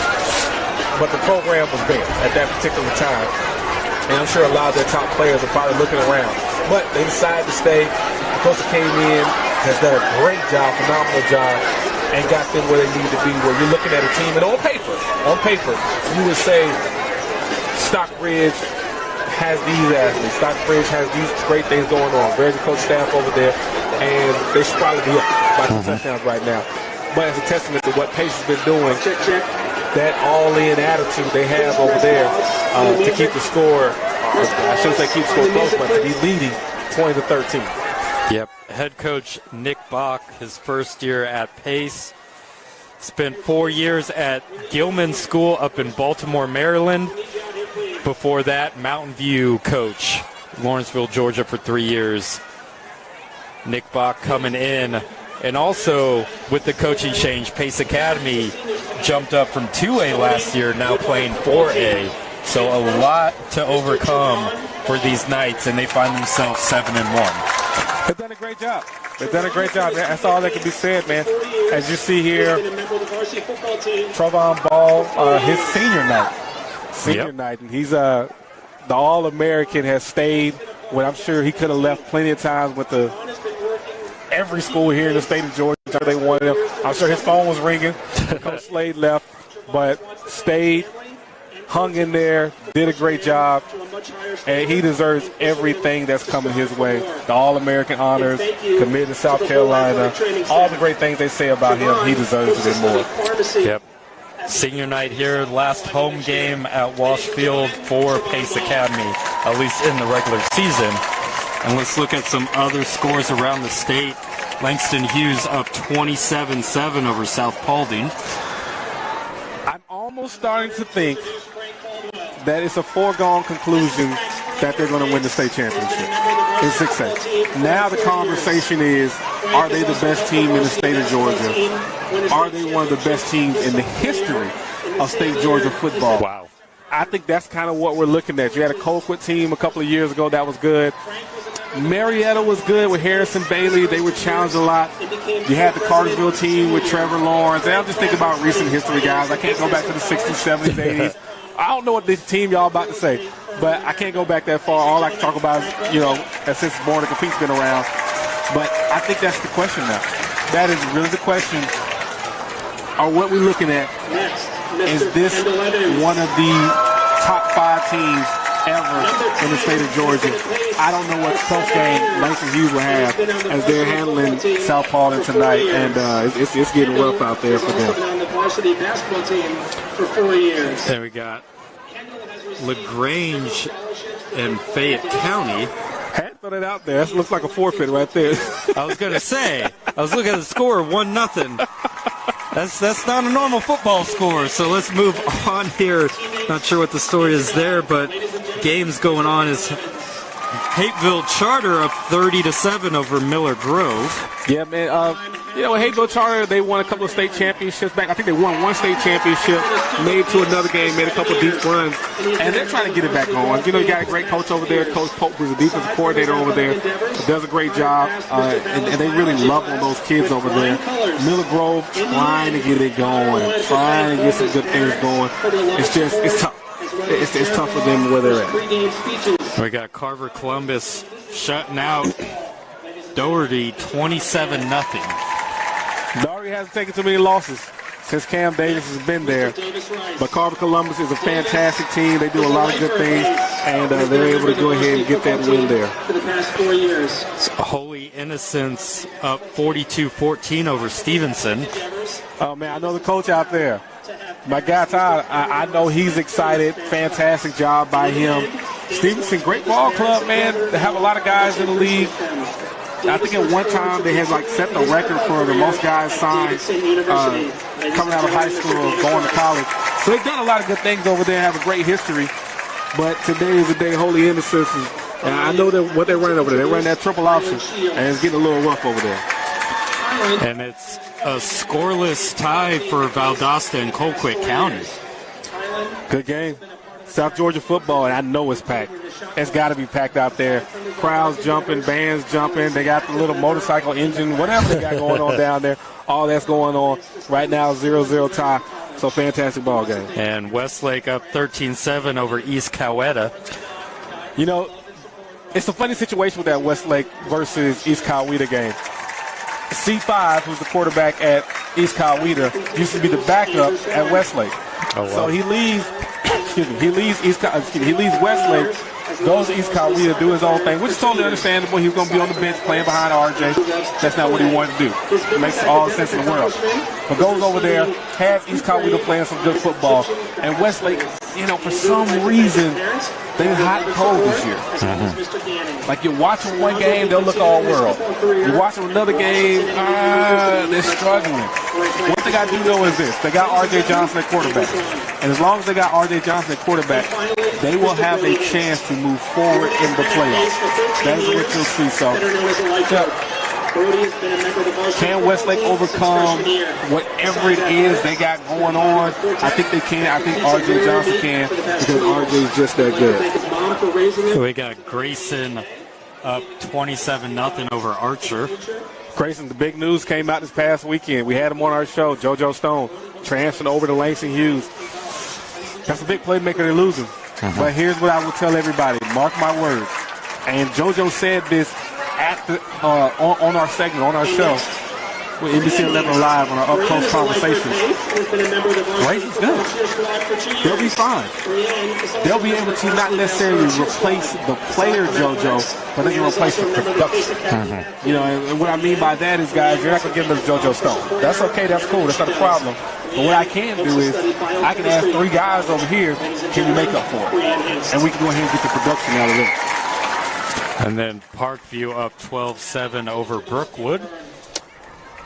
Parkview got to answer the bell. After last week, they had a tough loss against Newton, which I'm sure a lot of people didn't expect them to lose, but they came up short. They fought back the best they could, but they came up short.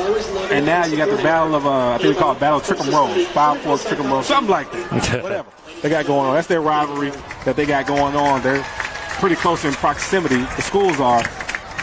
And to be up 12-7 over a very good Brookwood team, who has true indeed not necessarily played up to their expectations, to their standard, but they're still fighting out there. They're still trying to compete. Unfortunately, they've had some injuries, some things not go their way. So, it is what it is. Newton up 10-7 over South Gwinnett.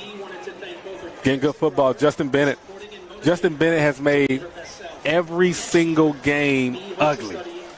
He's made every single game a barroom bar fight. Bar fight, whatever. You know what I'm talking about. Yeah. He's made it one of those. I appreciate that. He's made it one of those because here's the thing. You're going to play Newton. And Newton has made the decision to put that freshman quarterback back there. I think Durante, I just call him D. Benson. No relation to him at all. But he won some awards for us when he was younger. They got him a quarterback that's got to help him. And so what you do with a young quarterback, run the ball well, play great defense, give him what he's comfortable with. And that's what they've done with him. They had to lead 10-7 over a very competitive South Gwinnett team. And then North Cobb up 27-3 over Cherokee. How about that, man? How about one of the best coaching jobs in the state of Georgia? Coach Queen lost his playmaker. Malachi Singleton goes down. I want to say that was the third game of the season. Everybody's like, oh, North Cobb won't be who they're going to be. Coach Queen said, hold my Gatorade. I'll be back. Let me handle this. And what he's done to get this North Cobb team playing, Grimstead, the backup quarterback, has done a great job filling in for Malachi. It's just, honestly, man, it's been phenomenal to watch. I love seeing great coaching. Like, yes, we love seeing playmakers, all that kind of stuff. And look, I'm a player guy. Like, if people ask what teams I cheer for in the NFL, I don't cheer for teams, I cheer for players. People ask what teams I cheer for in college, I don't cheer for teams, I cheer for players. We've been fortunate to work with so many. Yep. But every now and again, I'm cheering for the coach. And Coach Queen has done a fantastic job in North Cobb. Got those guys competitive, got those guys winning games. And it's literally, you're going to the score sheet, and you're seeing the score, and you see North Cobb with a win. And you're like, what? How did North Cobb win this game? But they have, against teams that people expected them not to win. It's Wheeler 27-17 over Kennesaw Mountain. I'm sure it's a shocker. Kennesaw Mountain started the season undefeated. We had that game, as a matter of fact. We had the Kennesaw Osborne game, and then we came back and had the Kennesaw Walton game, where Kennesaw came with short, had their first defeat of the season. And against a Wheeler team who's very well coached, this is not, I'm sure, what they expected. To be down 21-17 to a Wheeler team when Kennesaw State expectations are extremely high. And then Milton up 21-7 over Denmark. I mean, what can you say, man? Denmark got the coach, Coach P over there, one of my good friends, good buddies, Under Armour All-American coach. He's had many Under Armour All-American. Matter of fact, Jordan, I can't remember his name, his full name right now. Jordan played with UGA last year, who's with the Eagles. Jordan Davis. Jordan Davis, thank you. Jordan Davis played up under Coach P up in North Carolina. Wow. So Coach P says, hey, I'm coming down to North Carolina to play some football. I want to see what this Georgia football is all about. And he's seeing his teams have been productive. He has D. Creighton, who's an Under Armour All-American, but Milton has a program. Yep.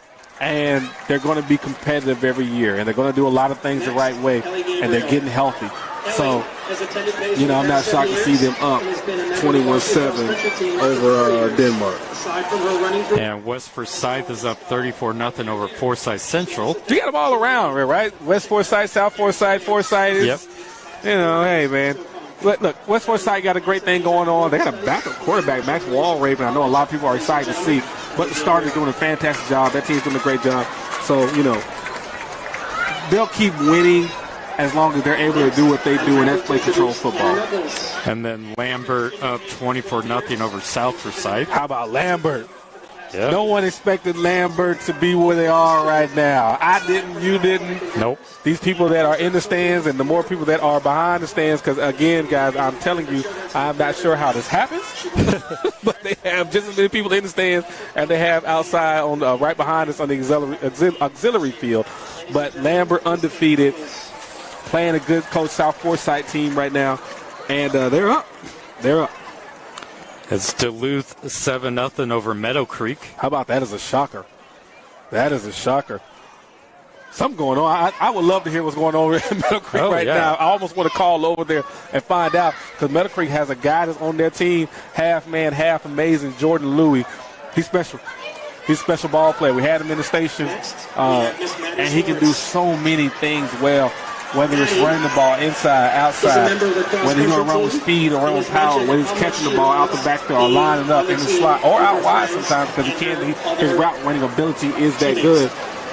I am shocked that they are down to Duluth, even though I know Coach Cam is over there circling the wagons, getting the guys going. One of the things she wants to do is thank her family for everything that they provided for her, and she's looking forward to college. Ladies and gentlemen, I'll tell you what, man, senior night. What do you remember about your senior night? My senior night? Were you there? I mean, I did not receive anything at midfield. I was not on any sort of team. So my senior night was a normal football night, I guess, for myself. I mean, I was there, yeah. I was in the stands, okay. Yeah. All right. But no, I didn't get to go under the balloon arch here. What about you? You actually played. You were on. I did. Yeah, so you actually got the ceremony. Well, you know you would be the better one to ask. You know what I think it is, whether it's a student or a student athlete, it's a great night to reflect, have some great conversations, share some great memories, and to say, look, man, hey, 9 times out of 10, this is my last day that they'll recognize me in this capacity, meaning that it's my last day they'll recognize me as a student athlete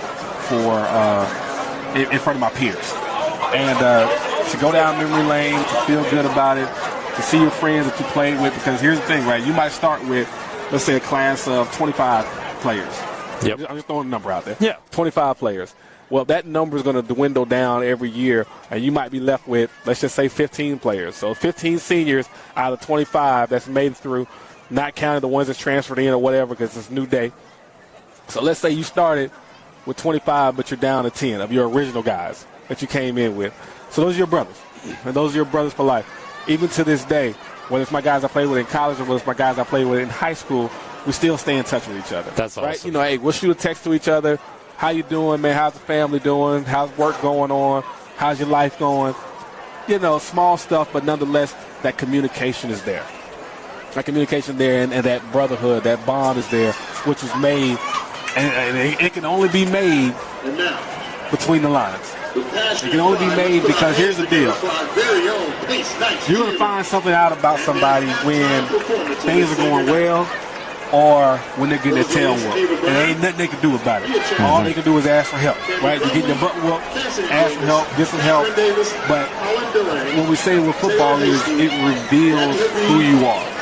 Sports in general, but football, because it's such a physical nature, it reveals who you are, and you build some bonds where, hey, man, I can't do, I need you. Or, hey, I can't get open tonight. They got 3 people on me. I got to believe in what you got going on over here on the other side. You got to get it done. I got to trust my linemen to block for my quarterback so my receivers can catch. You see what I'm saying? Like, these things work. It's an ultimate team sport. That's the only way these things work. So the bond you build with these guys is amazing. Like I said, I still stay in touch with these guys from, Jesus Christ, when we played at my high school, having a great time, won some ball games, lost some ball games. But the thing you remember most is just those relationships. All right, let's look at a couple more scores here. We got Houston County 32-7 over Tift County. Man, Antoine Walker. Excuse me, not Antoine Walker, but Antoine, the quarterback at Houston County, having a great season.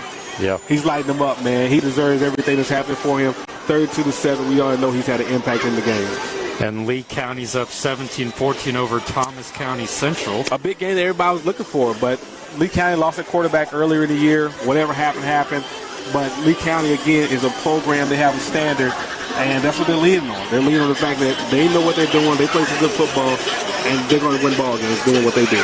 Mundy's Mills up 3-0 over Woodward Academy. And I want to say that one's for the region championship there, so that's a good ball game, man.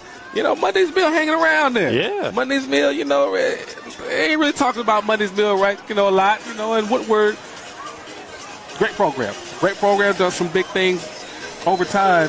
And for them to be where they're at, then, we'll see. Paulding County up 7-0 over Alexander. Oh, man, how about those kids at Alexander, right? You know what's going on over there right now. Coach Davis, they got them all on front of the news and stuff like that, talking about players that, he may or may not be bringing in. That's a tough situation. Because those kids have to go through that, right? I don't even want to comment on what's going on with the coaches and administration and all that, because that's not what we're here for. But what I'm saying is with the players, it's tough. Because they're still asked to go out there and to compete every night. And imagine those seniors, right? Imagine what I always like to call those fringe seniors. That's on the verge of getting a scholarship, just need a little bit more. They bought into what Coach Downs was saying. They were going to be successful under his tutelage and everything he had going on, and now he's gone. Yeah. Or now they're trying to remove him from the program. I'll put it that way. Because I didn't see him on the sideline a couple games ago. And so when you're looking at that, it gets tough on the kid. And unfortunately, that's what gets lost when everybody talks about all this stuff going on and the coach being removed. Douglas County 14-10 over Noonan. Hey, man, my favorite player is over there, Douglas County, man. Yeah, who's Deuce that? Alexander. Yeah. Deuce Alexander's a bad man. He can play at receiver. He can play DB. I see him work concession stand. I see him work a ticket booth. Deuce Alexander is a ball player, man. He's a fantastic player. And everything he does, I am not shocked by it because all he does is make plays. We got Alpharetta 21-7 over Blessed Trinity. How about that? That is an absolute shocker there. Blessed Trinity isn't having necessarily the season they want to have as they're starting to shoot out. Is that the T-shirt can in there? Looks like it. We got the Pace Academy night mascot helping out these kids, shooting some T-shirts. Yeah, man, I think he's shooting to his friends, too, man. I think so. I think this game is rigged over here. He got his friends. He got his friends over there, and he was shooting. It's like, I got you, I got you. You know they talked about it before he went down there. He was like, look, I'm about to do the T-shirt card. They were like, what? Yo, we going to be over here. Right? He was like, I got you. Say less. And so it's so funny, if I can paint the picture for people listening, the kids can't be no older than 10 years old. No. They gave him that little T-shirt gun, and he is literally throwing to his friends. That's hilarious.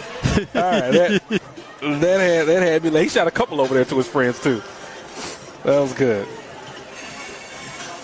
We got Gainesville up 7-0 over North Forsyth. Good ball game right here. Gainesville trying to hold on. I want to say they're undefeated right now. So if they can hold on, they can have some good things happen for them. That will help them moving forward in the season as they move into a tougher part of their schedule. Warner Robins up 14-13 over Jones County. Two good teams going at it. Warner Robins, the old Demons there. Had a guy played college ball that played with the Demons. Spider. That was his name. Spider is like a MMA fighter now. Yeah. That was so random to bring up. But nonetheless, that's what he is.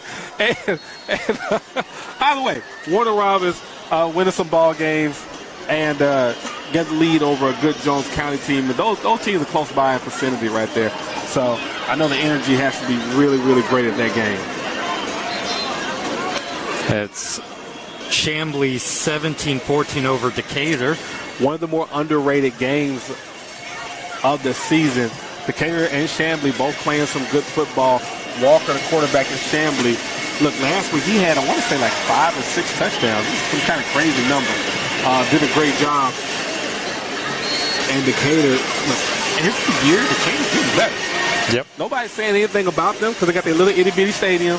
in a little itty-bitty part of the world in downtown DeKalb, but they're playing some really, really, really good football right now.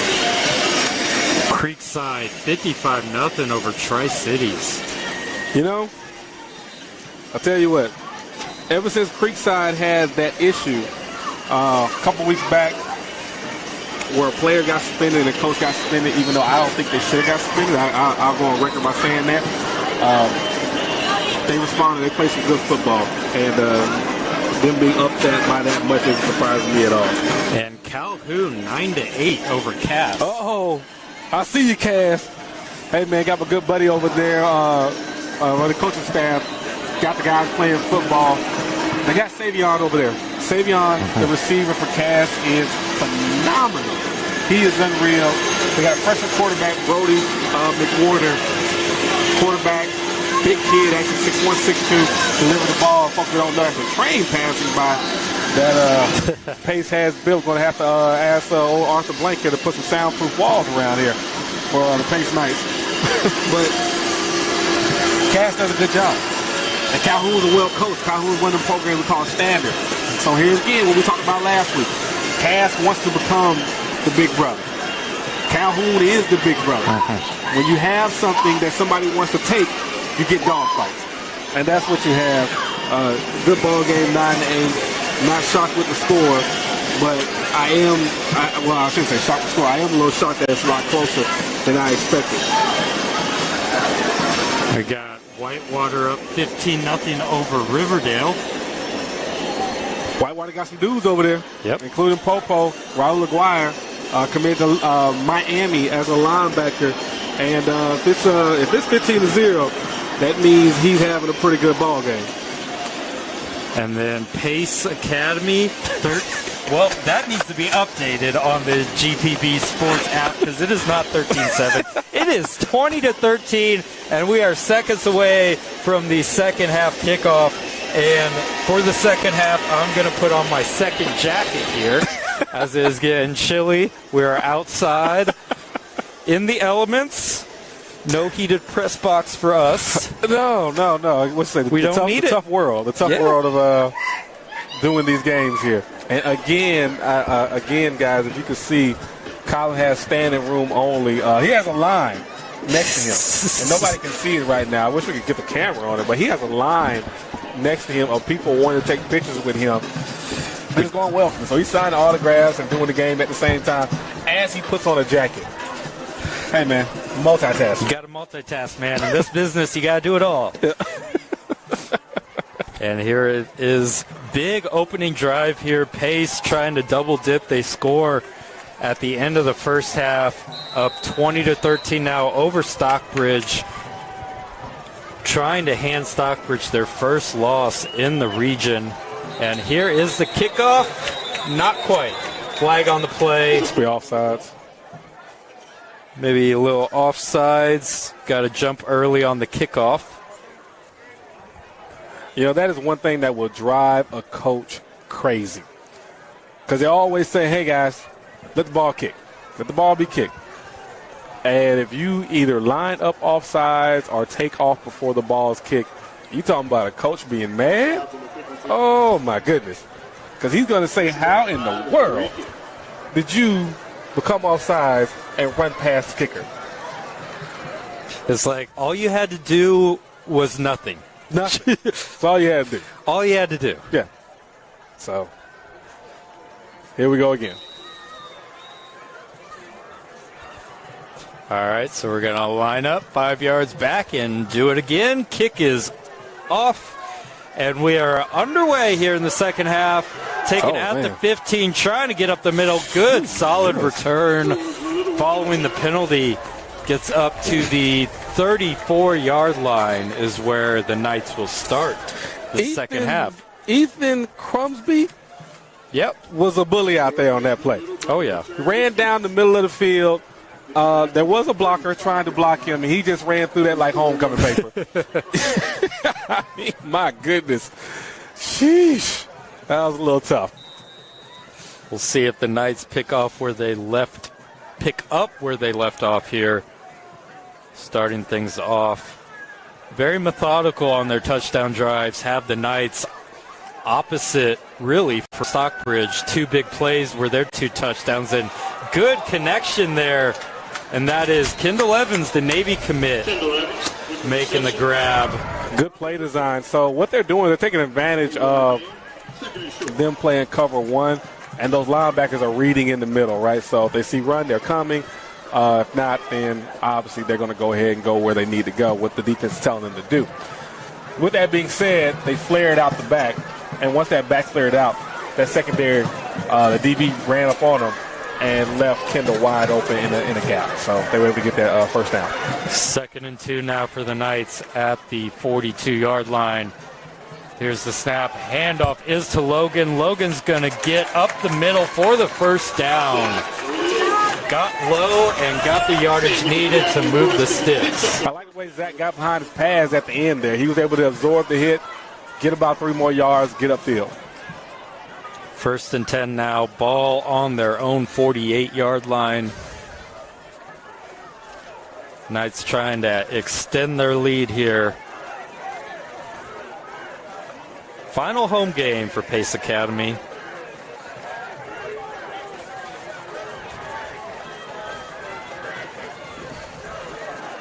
Got 2 receivers set out to each side. Logan to the left of Phelan. Logan's going to motion out. Phelan looks the other way, and that is going to be ruled incomplete. Kendall Evans unable to make the grab. Little hesitation, but I think that was the right call. Never had possession was Evans. Brings up 2nd and 10. Yeah, he never had possession. So what did we say earlier, right? We gave the receiver credit when he made that block down here, when he scored that touchdown. And you kind of have to look at it the same way as saying that if he is more successful out there blocking, then Kendall's able to have a little more room and get upfield. You got to rely on your teammates out there. You got to. So I'm sure that receiver wants that block back. Corners definitely still jumping on the screen passes, not letting Pace do what they did in the first quarter.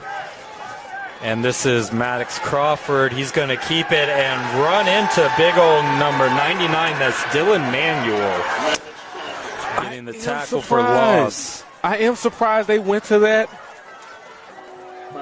That was surprising, especially when you see they're running cover 1, and that's a heavy box there. That's a heavy, and you showed it to them before, right? So they know when Maddox being back there, Maddox ain't throwing the ball. Nope. Or he hasn't shown. You haven't shown given any reason to think that Maddox is going to run the ball out of that formation. I'm surprised they went back to it. 3rd and long is not where they want to be, but it looks like they got too high, so the middle of the field might be open for them. 4 wide receivers set. 3rd and 12. Phelan's going to throw it. Making the catch there's Cooper Williams, and he's going to be short of the first down. It's going to be a decision time, though, because it will be 4th and 4. Yeah, they went with the whip route on the inside on the slot. Great call. Great call. And it must have been you were looking probably at a too high man look. So they're still playing man necessarily. But they did go with that, and they caught him in it. And so you saw the inside receiver want a whip route, jerk route, whichever you want to call it, and he was able to get open. Going for it on 4th down. Gave him an extra yard. It's 4th and 3 now. 2 wide receivers to each side. Phelan is looking for Cooper Williams. Catch is made for the first, and he's still going.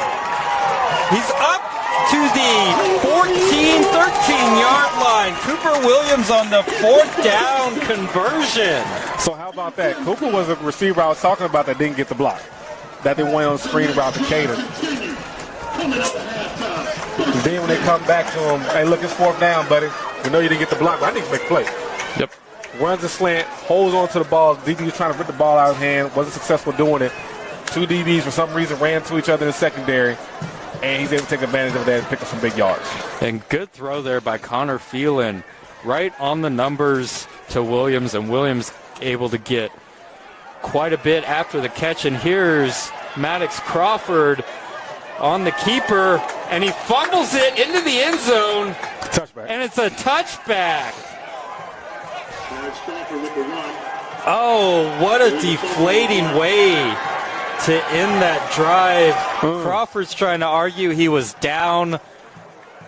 Ref rules the fumble into the end zone. Oof. That hurts. Or, well, we'll see what the call is. Because they're not marking it up to the 20. Well, they weren't. Oh, there they go. There you go. Now. Okay, they are. All right, so what Maddox saw, I'm assuming he's trying to make just a bit of an effort there towards the end. It didn't necessarily work out for him. But either way I'm trying to say is Maddox said he was down. Maddox jumping up and down saying he was down, but unfortunately the referee did not see that. Ball goes to the end zone, touchback. Stockbridge gets the ball. Big break for the Tigers here as Pace was knocking on the door of another touchdown. Instead, here it is in the gap, going down the sideline to the 40. Big play to open the drive there.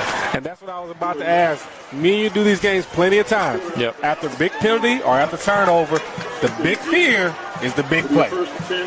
Because for whatever reason, for some reason, people get a little discombobulated. The heads are down a little bit. Oh, man, we could have scored. Whatever, right? The focus or whatever is on somewhere where it's not supposed to be. Give a big play they haven't given up all night long, and there you go. 38-yard gain for Jordan Mack. And the Tigers are in Knights territory. A handoff, getting minimal gain. Give him a gain of 4. That is Jaden Scott on the carry. Number 4 for 4 on the first down, brings up 2nd and 6. It's good to see Jaden Scott back out there. He had an injury earlier this year. Real tough injury. I think it was at a padded camper. Something during the preseason for high school football. And he's back. He's one of the better running backs in the country. You're talking about a track guy with the power. That's scary. Track guy with power. That's tough. Seems like Coach Clark is slowly working Scott back into the lineup. Exactly. It's good to see him in action. 2nd and 6 now, and there's going to be a timeout for the Knights. Early timeout here in the second half. We got 8:08 left in the third quarter. So there's something Coach is seeing. He's talking with his other coaches right now. There's something he's seeing that he doesn't like how his team energy is or how they're lined up. Because he ain't feeling it. So they're going to go ahead and make the necessary adjustments. Because here's what Stockbridge has shown you they're going to do. They're going to run that ball. Yeah. Oh, yeah. They run that ball. That's what they do. They play smash mouth. It's not necessarily smash mouth. Obviously, the design of the play is different. But back in the day, we would say smash mouth football coming downhill. Okay, cool. Again, we know it's different because the design of the play is different formations. I get that, y'all. But that's what they're going to do. They haven't tricked nobody. And he's saying to his guys, yo, we got to stop the run. We got to stop the run. So let's make the adjustment we need to make and go ahead and take care of it. I'm sorry, Alex. I'm just distracted by this Pace Academy Knights mascot rolling around the track here on his motorized scooter. Yeah. And here's a quick play. Nothing doing for Stockbridge. So what you saw there, man, is what we saw the adjustment was. Yep. He said, look, man, sometimes we can play gap control, and that's fine. We can let them come to us, so we're playing the run, right? Gap control. Cool, no problem.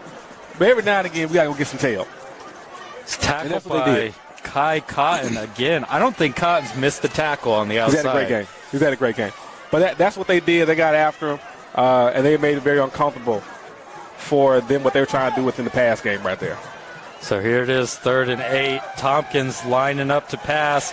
He's going to throw it deep, and then going up and making the catch. Great catch. My goodness, Ryan Johnson. Great catch.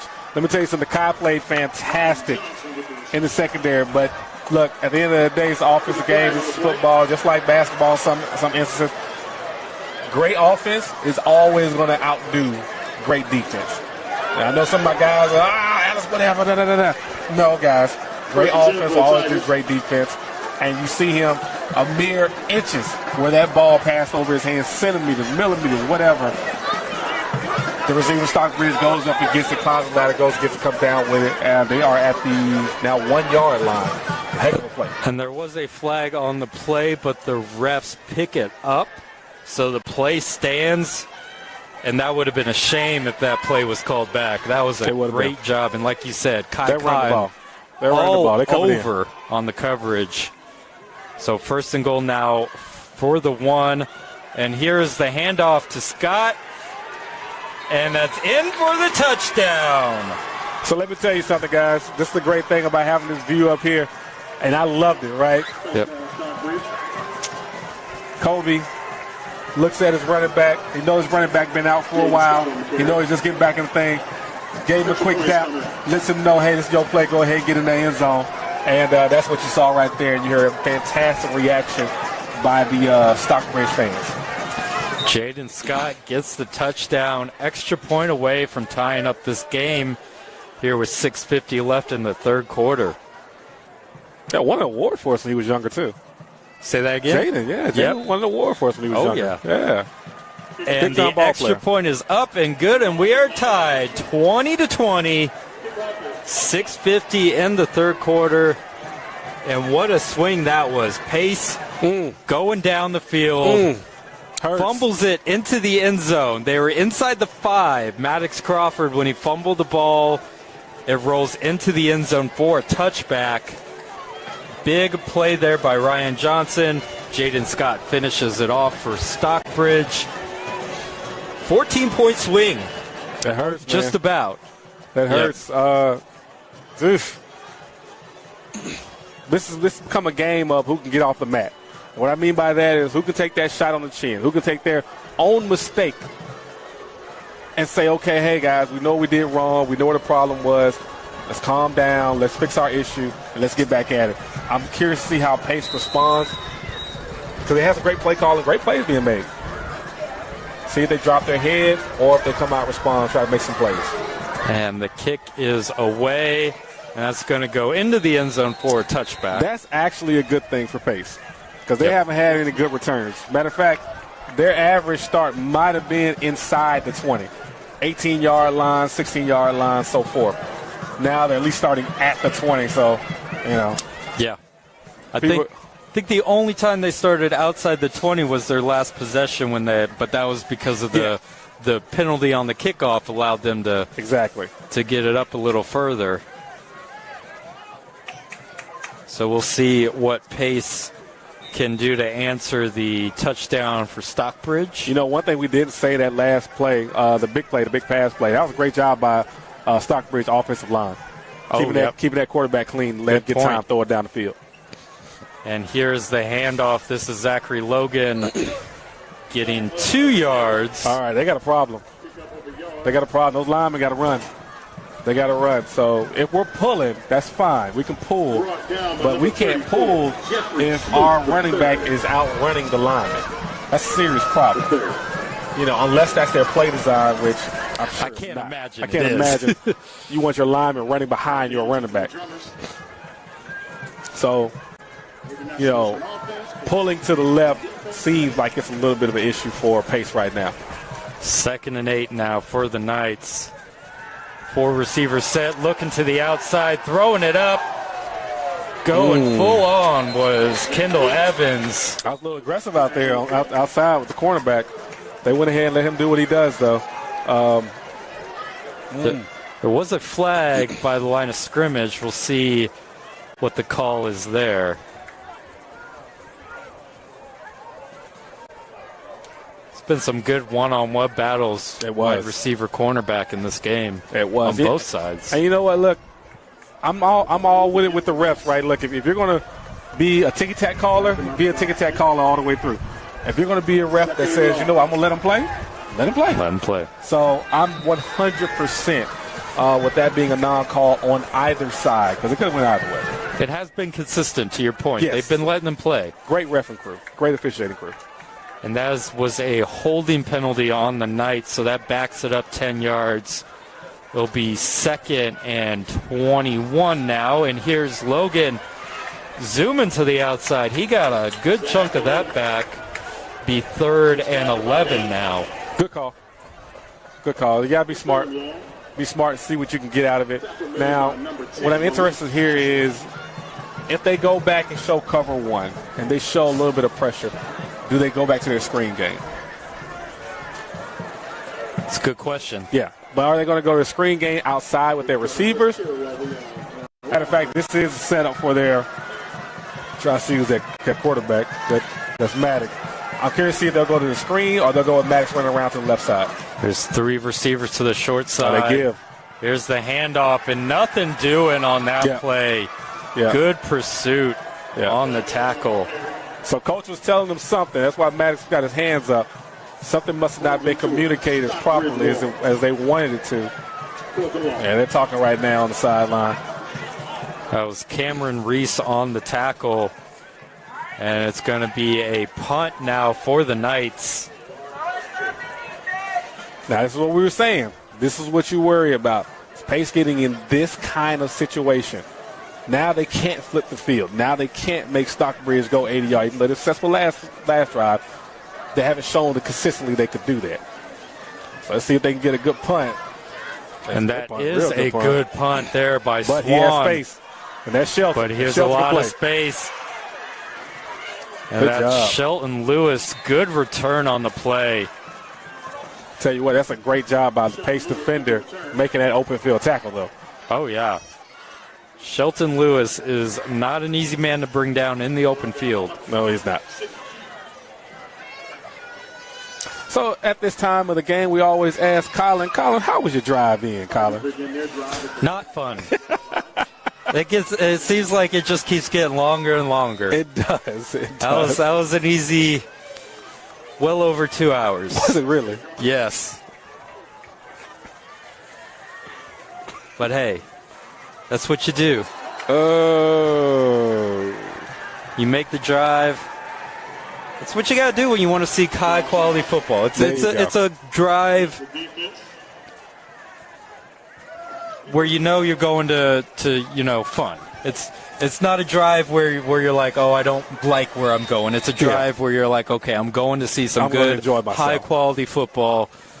Call it for you guys. Thank you for tuning in to the 11 Alive YouTube channel. But yeah, it's worth the drive. There you go. It's not a fun drive, but it's worth it. So now here it is after the penalty, 5 yards, and good job there avoiding the pressure. Tompkins, but not able to make the throw on target. I'll tell you what, Kobe did a great job at eluding the defense. That almost got very tragic right there. Almost got very tragic. I know you wish he had that throwback, but hey, man, good job by him escaping, getting out, which I was absolutely shocked he was able to make it through that pressure. For sure. Because Pace, when they want to come, they're coming. So they see something on first down, second down, or I should say, whenever they're 5 yards and in, as far as first down, when they got 5 yards to go on their count, they're bringing pressure. 2nd and 5 now. Tompkins takes the snap. Here's the handoff inside. Not much there. Forward progress ruled stop for Stone. Got about 2, so it brings up 3rd and 3 now for the Tigers. And again, that's what Pace is doing. Pace is just forming a wall, man. They're forming a wall. They're getting that gap. They're sitting there, get big, strong. Let's sit in that gap and let's eliminate this run. Let's be smart. Let's tell them, hey, you're going to have to drive the ball on us. 3rd and 3 now back to for their the Tigers. He hasn't pulled it all night. He really hasn't. Tompkins does have 33 carries on the season, and here it is, handoff to Stone. Stone trying to get the edge, and he does. He's going up the sideline to the 15-yard line. Great blocking Deontay downfield. Stone. Great blocking downfield by the Stockbridge receiver, Javon Brown. That's a senior there. That's a senior leadership. That's what he's showing the guys, hey, guys, we're here to win. I'm doing whatever I need to do. You want me to catch passes, I'll catch passes. You want me to block, I'll block. But whatever it is, let's pick up this first down. Let's do what we need to do. Great job, like you said, by Brown setting the edge for Stone. Yeah. And you know when receivers get pancakes, we count those. Oh. Receivers count those. Yeah. Counts as 2. As it should.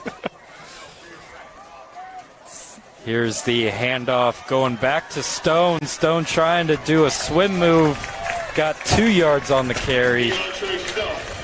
And again, like I said, we're not giving enough credit to this offensive line because if you look, that offensive line pushed Pace defensive line probably 3 yards down the field. They were very, very successful in doing that. See the wind's picking up a little bit here and things are blowing everywhere. Hey, we're in the elements, man. I would have it no other way. So it's 2-yard gain on first down for Stone. It's now 2nd and 8. Tompkins in the shotgun. And a little sweep to Brown. Brown trying to get the edge. Able to duck under a defender. Good gain, just short of the first. They'll bring up a 3rd and 2. Javon's so athletic. Like when you're watching him run the ball, obviously coming on a sweep there. When you're watching him run, just that real twitchy kind of athlete, man. My goodness, he's fun to watch. Timeout Tigers. Stockbridge taking a timeout. And that's a senior receiver. Normally you would see, on the sweep, they want to get to the outside. Brown saw he had a lane up the middle. Get behind your pads, baby. Let's go. Yep. Yeah. Lower the pads, cuts inside a defender, and gets 2 yards short of the first down, brings up 3rd and 2. Now kind of what you're seeing is Stockbridge offensive line show why this is why we run the ball all the time. Oh, yeah. This is who we are. And they're in a comfortable position. Like I said, score is tied and not behind. You don't have to go for the pass game. You don't have to try to come up with plays that picks up chunk of yards so you can get close to the end zone. They have to do that. This is their football right here. This is their type of game. They want to make this thing ugly. They want to go into a phone booth, slap you around a little bit, and say, let's get it on. Ain't nowhere to run. Got it. Pace, they're trying to figure it out right now. They're talking to their guys saying, hey, guys, where are you getting pushed at? So we can fill that gap, right? Whenever somebody blocks down, that means the hole open and somebody has to fill. So that's kind of what they're doing. They're communicating that right now. 3rd and 2 now. Here's the handoff. This is to Mack. Mack gets the first down yardage just enough. He needed 2. He got 3. Be 1st and goal at the 5. Got a minute 44 left in the 3rd quarter. That's what we just talked about. Right, Stockbridge, this is what they do well. These are the type of games they love. This, like, you hear the Stockbridge parents getting excited and all that kind of stuff. When they pass the ball, they don't get excited. Yeah, Put the ball back down. They want to run that ball. They know. They want to run this ball.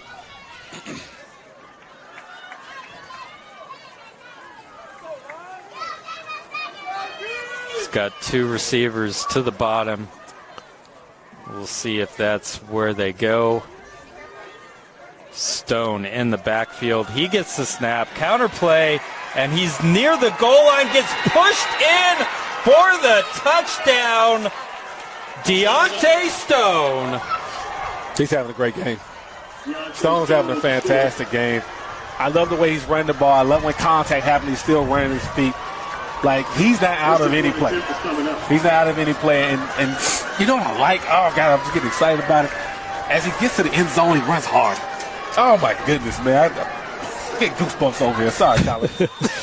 But that's what I like, man. I like when I see a player that when he gets that close, he wants it. He's going to show you that he wants it. Got stood up at the goal line, but stayed on his feet. Got some help from the big boys on the offensive line, pushing him over the goal line. Extra point is good. It is now 27-20, a minute 7 left in the 3rd quarter. And Pace Academy trails for the first time tonight. That is true, they do. And you're looking at that's what we talked about with Pace. They don't want to get behind the sticks. Don't want to get behind the score. They wanted this game to be kind of an even game. But that fumble down by the end zone. Ooh, that was big. It hurt. And I almost, and I'm wondering did it hurt to a point where they were so excited. And when it happened, it just took the wind out of their sail. And that's now it's up on the coach to say, okay, hey, guys, again, we're not where we want to be in this game right now, but we're still in the game. The game is still happening, so we still got a chance to win. Let's keep it cool. Let's play. And like I always say, let's get 4 yards. Let's get 4 yards and worry about the rest. That's a good kick for them right there. They can take that. Kick is fielded at the 8, trying to get up and not getting anywhere. Tackled at the 18-yard line. It's what we talked about earlier. I was thinking the returner might get something out of that because of the way the kick came, but he didn't get much blocking for that. That's nothing he could do about that. But again, our athletes in space is a little bit harder for Pace to deal with. And there you go. That's your issue that you run into. Stockbridge has been great on the kick coverage Yes. all game. Yes, they have. It's going to have to be a long drive here for the Knights if they want to tie things up. But like you said, just get 4 yards. Get 4 yards. Get 4 yards. Don't worry about the rest of the stuff. Get 4 yards. You got plenty of time. Get 4 yards. Every play, get 4 yards. 3 receivers to the top. Single receiver to the bottom. And that's where Phelan goes to Davis. Good blocking outside. Good blocking. Is able to get the 4 yards. Exactly the 4 yards there. Davis Rice on the catch. Yeah, I was a little bit shocked that Rice didn't really put his foot in the ground and get upfield. It gave Carmen Reese a chance to go ahead and get off the guard and get back in there and make a tackle. So I would like to see him catch that ball and get upfield, which I'm sure he want that ball back right now. Yeah, little hesitation there. We're going to mark it 3 yards, actually, on the completion. Second and 7 now. Here's the snap to Phelan. Phelan swing pass out to Logan. Ooh. Good juke, making a receiver miss, and he's still on his feet. He's still going. My goodness, Zachary Logan up near midfield, breaking ankle. Man, gave him that hump. That's what we're gonna call it. Gave him that hump. When you run by, like, huh? Man, that's tough there, man. You know, people call it ankle breakers. Some people call it the hezzy. You know, that was almost in that basketball. You know, when you dribble it, you pull it back one time on that. Ish. Good play. That looked like there was nothing there. Next thing you know, Yes. receivers tackle in air. Yeah. And Logan's down the sideline. Let's see if this energized. Look at they hold at the fours now, so they're getting back energized. You know, all 31 of them getting back energized, getting it going, and understanding. Hey guys, we're still in this game again, but it's going to be on this coaching staff to find ways for their playmakers to make plays. That's the only way. Look, they got Zachary Logan. They can put him in space. He can make some plays for you. Madman Maddox is the announcement caller. Maddox. Look, they've been able to do what they want to do. As you see, they drove down there when they were up. And it should have been actually 27-13. It just didn't work out for them. They had the fumble. They had that emotional swing. Stockbridge got back in the game, and Stockbridge is now leading. So, like I'm sure the coach is like, guys, our plays are working. We're fine. We just can't make mistakes. Let's play ball like we know how to, and we'll be fine. Is fourth quarter now. Stockbridge up 27-20. Knights getting a drive together near midfield. We got 12 minutes left in this ball game. We got a good one here at Walsh Field. Thank you for tuning in. Colin Oakes joined by Alex Benson. They're going quarter 3-by-1 stack at the bottom. Let's see if they go with it. Well, they're not going to go with the screen. Well, now. Davis Rice motions to the opposite side. 2 receivers to each side now. Here's Phelan looking down the field, throwing it up, and refs letting the play. Yeah, that they keep throwing that. They keep throwing that hand up like it's pass interference. That'll never happen. They just got to play through, just right? Play through it. Play through it. Stop asking for the call. And if the ref calls it, he calls it. You'll know he calls it. That's fine. But you can't keep looking for it, right? They keep looking for it. They keep slowing down. Help your quarterback out. Keep running. The quarterback might not throw it where he would like to throw it. But, again, we can't do this. We can't do this. Keep throwing your hand up. That was intended for Madman Maddox Crawford. Down the sideline, incomplete. Brings up 2nd and 10 now. Here's Phelan. He's going up the middle, and that's hit. Deflected up into the air, falls to the turf, intended for Kendall Evans. Now it is 3rd and 10 for the Knights. And the quarterback was a little bit behind with that throw right there. If he could have kind of got it out a little bit more further in front of Kendall, could have made that catch. He still tried to make try to give a great second effort. Yep. And make that catch, but just wasn't able to. Let's see what they go to. Big 3rd down now here for the Knights, trying to keep this drive alive. 3 receivers down low, single receiver up top. Here's the snap to Phelan, looking for the screen, going the other way and gets sacked. Ran out of time on the play, and that sack by Tim Prince. It's going to bring out the punt unit. Big time play. Big time play. The defensive line had been getting there the entire game, but because of the screen game, you slow them down, right? So that's what slows down defensive line. Now you're in 3rd and long. I know what you're going to do. Mm-hmm. You ain't got no choice. And that defensive line, I know that coach was yelling, go get him, go get him. And that's what they did.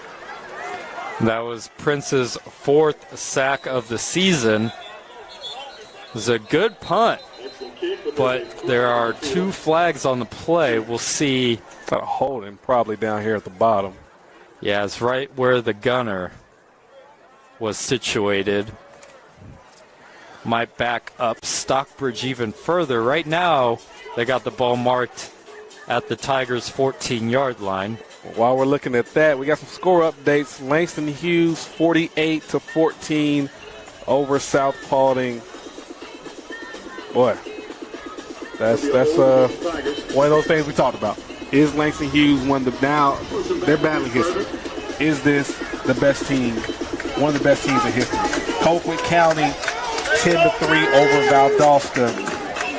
Reporting that they're at the half. Carrollton with the super freshman Julian Lewis. We had a chance to see earlier in the year. Ooh, he was special. He's special, isn't he? He's the real deal. 45-7 over Campbell. The question becomes, can he challenge the state record in years to come? Westlake now down 19-24. East Coweta winning 24-19. So that was a hold on Stockbridge. Backs the Tigers up even further now, starting from their own 7-yard line. A handoff is going to lose a yard. Stockbridge going in the wrong direction here. It's going to be 2nd and 11 now. Yeah, back that gap control defense. That's what they're doing on that 1st down. So one of the reasons why people are saying, okay, hey, we're not hearing Seven's name, Heaven Brown Schuler. We're not hearing his name. Well, because what the defense is asking him to do is to play his gap. So he's not being asked to cause havoc. For this particular game, he's being asked to do his assignment, his job, and that's what he's doing. He's doing a fantastic job at it. Got 4 receivers, 2 to each side. Phelan fakes the screen. He's going deep. He's got a man. Catch is made as Ryan Johnson, the deep threat here for the Tigers. He had that play earlier down by the goal line. Oh, yeah. So they've already shown that, hey, one thing he can do is get behind a DB. You better put somebody over there that can run with him. Mm-hmm. I don't They got to find somebody. You better find somebody that can run with that young man because they're going to keep going to him. And I wouldn't be shocked after a couple of runs here, they go right back to him. 39-yard completion to Ryan Johnson. Tigers suddenly up near midfield after being inside their own 10.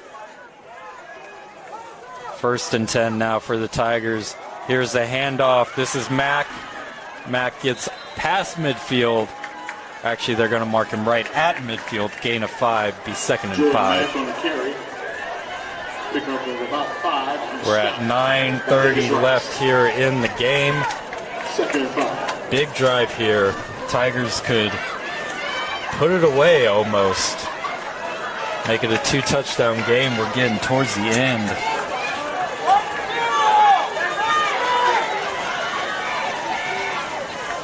Here's the snap.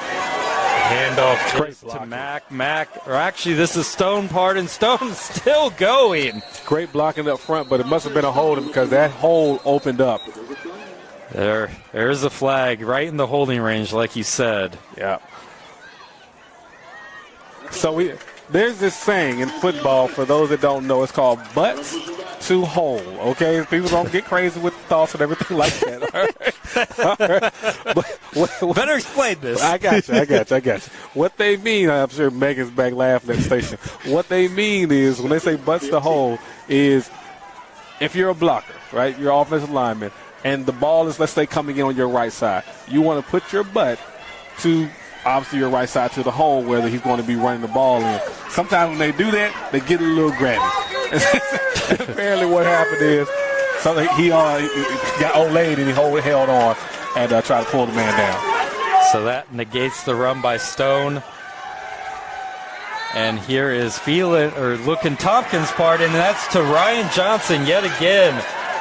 And got the penalty yardage back and more. First down. They got a matchup issue.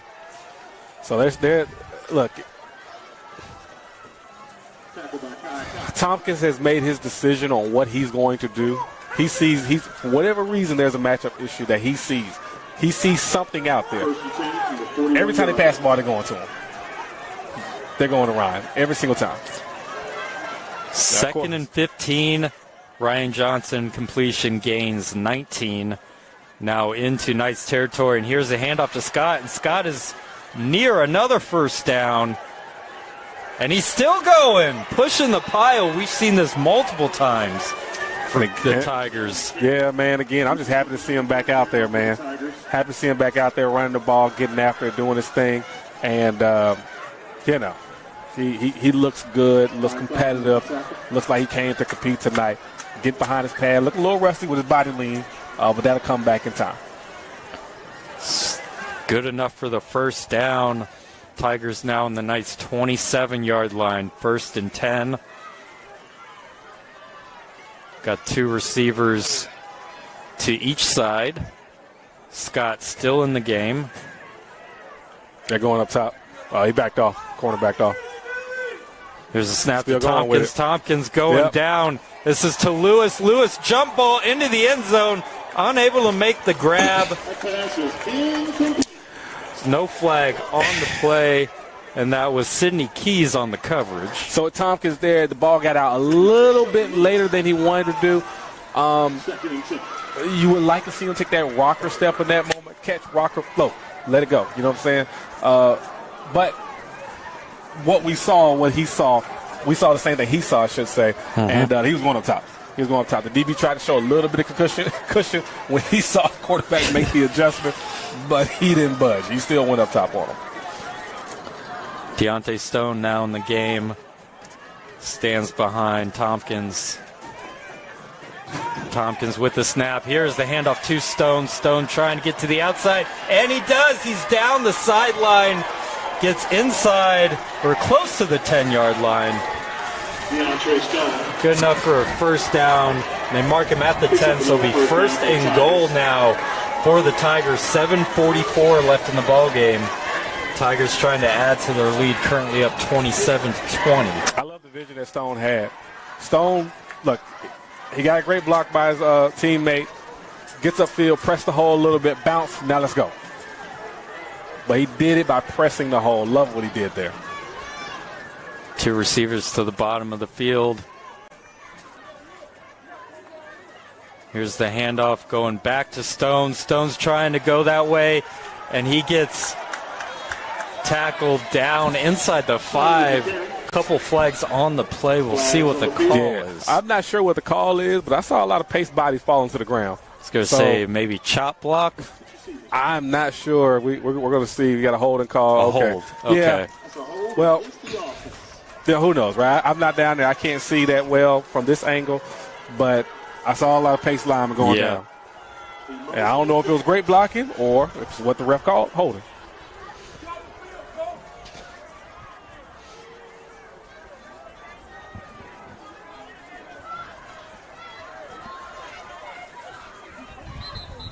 We got a player down for Stockbridge. Not exactly sure what happened there. Coach Clark arguing the holding call. Yeah, that's why.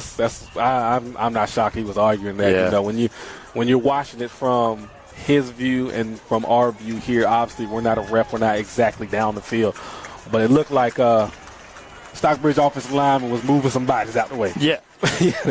they were getting it done. But look, hey, the ref saw what he saw, called the holding call, and it's the right call because it's his call. He has the authority to make the call. Now, besides that being said, Coach Clark is a rather large guy. Oh, yeah. Yeah, if I'm still beside him, man, might be able to still lace it up, man. Clark gonna get you. We gonna put you in tackle because we don't know how good we don't know how good them dancing bare feet are. But you got about 4 plays in you that you can go ahead and get this guard position to get after. We're gonna let you play that one technique. Plug a hole, big fella. Plug a hole. Wonder if he gets in there during practice. Be like, let me show you. Let me show you how you do it. You know he does. So ball is at the 19-yard line, 1st and goal for Stockbridge. Here is faking the handoff and wide on the pass to Johnson. The throw got away from Tompkins. Off target. Yeah, throw got away from Tompkins, man. Didn't quite go where he wanted to go. Cool fact, though, his dad called me right before the game and said, you know, hey, Alex, you remember my son? I'm like, yeah, I remember him. He said he won our B2C state championship years ago when he was super young. And that's Kobe right there. Yeah, Colin's looking at the picture that the dad showing sent a photo. Wish we could show you guys. That's pretty cool stuff, man. That is really cool. That is one of the great things that we do. We're able to stay in these kids for so long for their lives. And here's Tompkins swinging it out wide. This is to Johnson. Johnson gets tackled by the shoulder pads. Great job by Kendall there. Again, know him at receiver, but defensively he's giving some great effort. Look, man, hats off to these guys at Pace. Yeah. They got to be gassed. They got to be gassed because you're asking so much out of them. You know, a lot of their better players are going both ways because they got to. When you only got 31 kids on that roster, you're going to ask a lot of them. So hats off again to the players, coaches, and parents. They're all in. They're all in, and they're competing. That play gains about half the yardage needed. Ball's at the 8-yard line now. 3rd and goal for the Tigers. Here's the handoff to Scott. Scott's trying to get to the edge, and he does, and he's in the end zone for the Tigers. Touchdown, Scott. And ironically, that's the train leaving the station. As the train goes by at Pace Academy. Bravo. Bravo to you. Scott gets in again, first game back. You see his teammates over there hugging him, loving on him. Oh, man, that is just fantastic to see. And as you see, some of the Pace parents are starting to make their exit. As we said, the train is now leaving the station as the train passes by. Both figuratively and literally. Walsh Field. And the extra point is up and good. 6:14 left now for Pace. Down 2 touchdowns, 34-20. No margin for error now for the Knights if they want to come out of this. They competed well. And I like what this coaching staff has done. So I can't imagine that Pace is going to lay down by no means. No. You know, kind of hate seeing the fans from Pace leave. I mean, I get it. I understand. But, look, you got 31 players out there. They're competing. We're going to cheer for you the entire time because you decided to show up at this ball game. So we're going to show up for you as fans. The challenge for Pace is we have yet to see any big playability really from the Knights. Yeah, that's what makes it hard for Pace, man. Look, hopefully they can get a chunk of 20 here, a chunk of 30 there, but you haven't seen anywhere where they're going to give it to a guy and he's going to bust it for 60. You know, and the only reason he stopped running because the end zone's there. They just don't have that at this moment against this particular team. And here's the kick, and that's going to bounce in the end zone. Probably a good thing. Yeah. For the Knights. You know, one of the coolest things I've always said, though, is when you see that home team, the away team start to rocking, start to cheer, and you can, like, barely hear their voices over there, but they're loud enough. Right. And the home side quiets down, and the away side is just cheering, doing their thing. I've been watching football a long time, and I don't know. You know, those are one of the most interesting things to see. You know, Colin has his own security detail up there, too. we do have a cop watching over us. Good officer here at Cobb County Police or Sheriff's Office.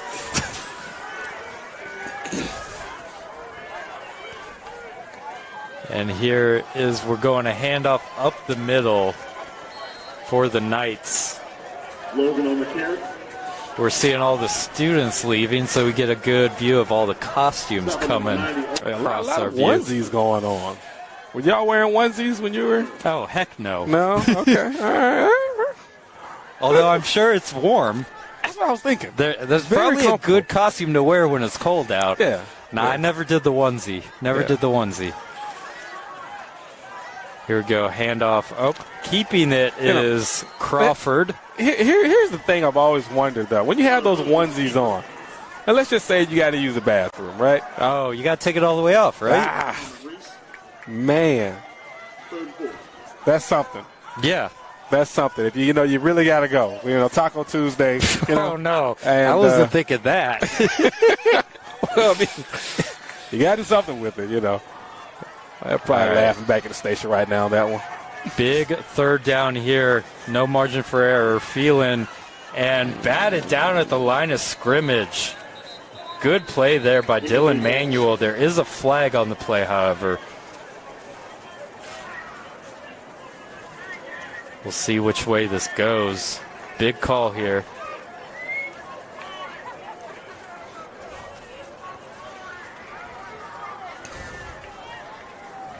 Looks like it's going to go against Pace. Illegal formation on the Knights. Penalties declined. So Stockbridge is going to make him go for it here. Not enough time. It's a two-possession game. So here's the ball game. Pace needs to convert this if they want a chance. We got 5:05 left in the contest. 4th and 4. They're coming. He gets a dummy call. Let's see if they. Yeah, that's what I thought. Trying to get the offsides. Taking the timeout. Do you go for it here? You have to. I don't think you're going to get the ball back with time to do 2 touchdown drives. You're not. Not with what Stockbridge has been doing. You're not. And you haven't shown that you can stop them lately. Yeah. So, whether they go to their screen, I think whatever the call was, I think they wanted to go to their screen to their running back like they have been doing all day. But when he saw that linebacker walk up and then walk back, it was off. It was off because now they read you. And they only got 4 coming. So I wonder what play they're going to go to here that I've seen them do. They've had the bubble come with the slant. They've had that. They've had the wheel route out of the stack that they actually haven't went back to. It's surprising. So we'll see what they go here. So here we go. 4th and 4. Phelan takes the snap. Looking, he's got a receiver. That's Williams. Makes the catch. Makes a man miss. Gets the first. And he's going to get 15 more. What did we talk about? What did we say in the first quarter? Remember the first quarter? He missed that pass. He did. He missed the out route. And I told you, they would have it fixed by halftime, and they would go back to it. So here's where they went back to it. They got it tightened up. Coach probably said, I don't know who was wrong, right? Maybe the receiver ran the route wrong, quarterback just threw the ball high. Whatever it was, they were able to fix it, go back to it, say, hey, this play works for us, guys. Let's run our play. This is our play. They ran it. It's a comfort play. They were able to get the first down. And a hit out of bounds. It was tax on an extra 15. First down for the Knights. So that's going to mark the ball at the Stockbridge 41-yard line. Knights still alive here. 4:57 left here in the fourth quarter. Knights trail 34-20. Pace needs to go with pace here. I've been waiting to pull that one out. And here's Phelan. Phelan's going down the field trying to get Williams. Great coverage, though, down the field. Yeah, they can't get him to bite. Did not get the defender to bite on that one. And probably what they've been told, like, look, I don't care what you do. Whenever you play this man, you better not give up that big play. And that was Javen Brown. Yeah. Playing both ways. The receiver also playing defensive back on the coverage. Athletic. He's so athletic. You got another jacket in there? I do. Yeah. I was wondering. I saw you shiver a little bit. I might have to bring it out. We got 4:52 left here in the fourth quarter.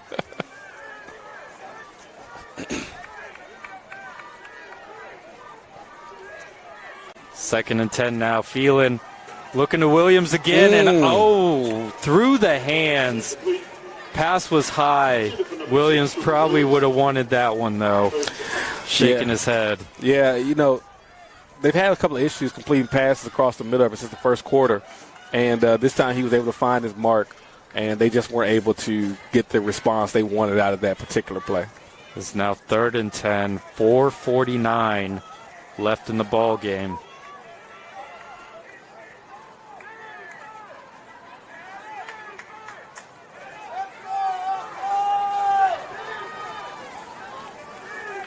Three receivers to the top of the field.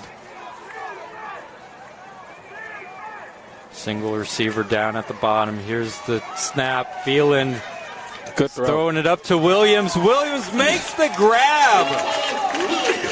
What a catch. Williams with the defender. That was Malik Caswell, the safety, all over Cooper Williams. Williams able to make the catch, however. 3rd and 10. Injury timeout. They get 21. They ran that earlier in the game, and it was there, but they weren't able to complete the pass. They come back to it now, and you saw the quarterback was able to stay in there, look the pressure in the eye, and go ahead and deliver the ball. Great throw and catch, man. Great throw and catch. Pace Academy staying alive here. Still a lot of time, 4:41. Although the Knights only have the one timeout. They're going to have to stop Stockbridge, which they haven't shown the ability to do so. But first things first, got to get the touchdown here.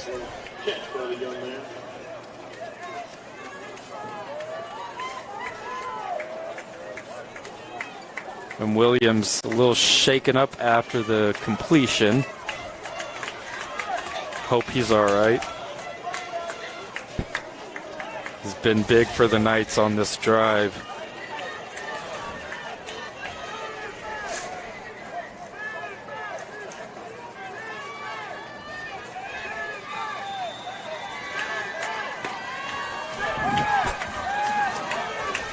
Here's the snap to Phelan. Phelan is throwing it up. They're going to rule that as an interception. Oh, they got pass interference on the offense. And that's Shelton Lewis. And it's an interception by Shelton Lewis. The Clemson commit. The guy we had on our show. Clemson commit. Yeah, the guy we had on our show committing to Clemson, doing it for him. And I tell you what, man, that was one of the coolest things we ever get to do when we get to do the commitments for the young men. And fantastic game by him. Fantastic game by him as Colin whips out the other jacket. But look, Pace fought. They fought. That's why I say I hated that they had some of their fans leave early. But I just love the effort this team gave. 31 players. Guys, let me tell you something. 31 players, not many people can go out there and play with that. Not many coaches can coach that up. But this coach has done a great job. These players have given great effort.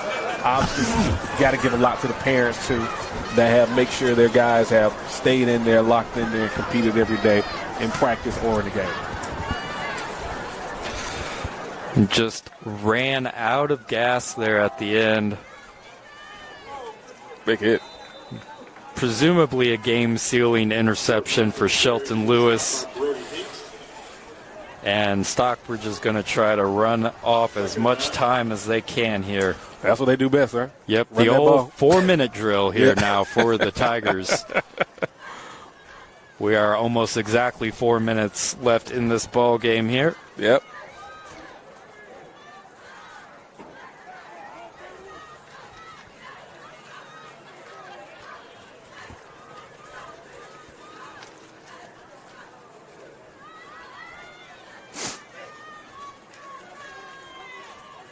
Using every second of that play clock as Tompkins gets the snap. Here's the handoff. This is Stone spinning and going up the middle. It's a tough run. Crawling forward. Fantastic run. It's going to bring up a 3rd and 4 now. Yep, 3 jackets was definitely the move. Yeah.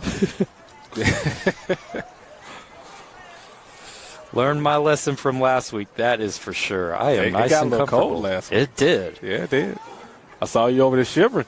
It's tricky when you get here and it's a comfortable 72 degrees. As soon as that sun drops, though, Ooh, man. it gets a little rough. You start doubting your life choices.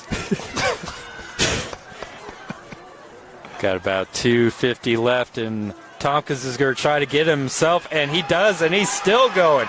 And he's over to mid, and he's gone. He's out of there. Down the sideline, and he's going to Okay. take it all the way for the touchdown.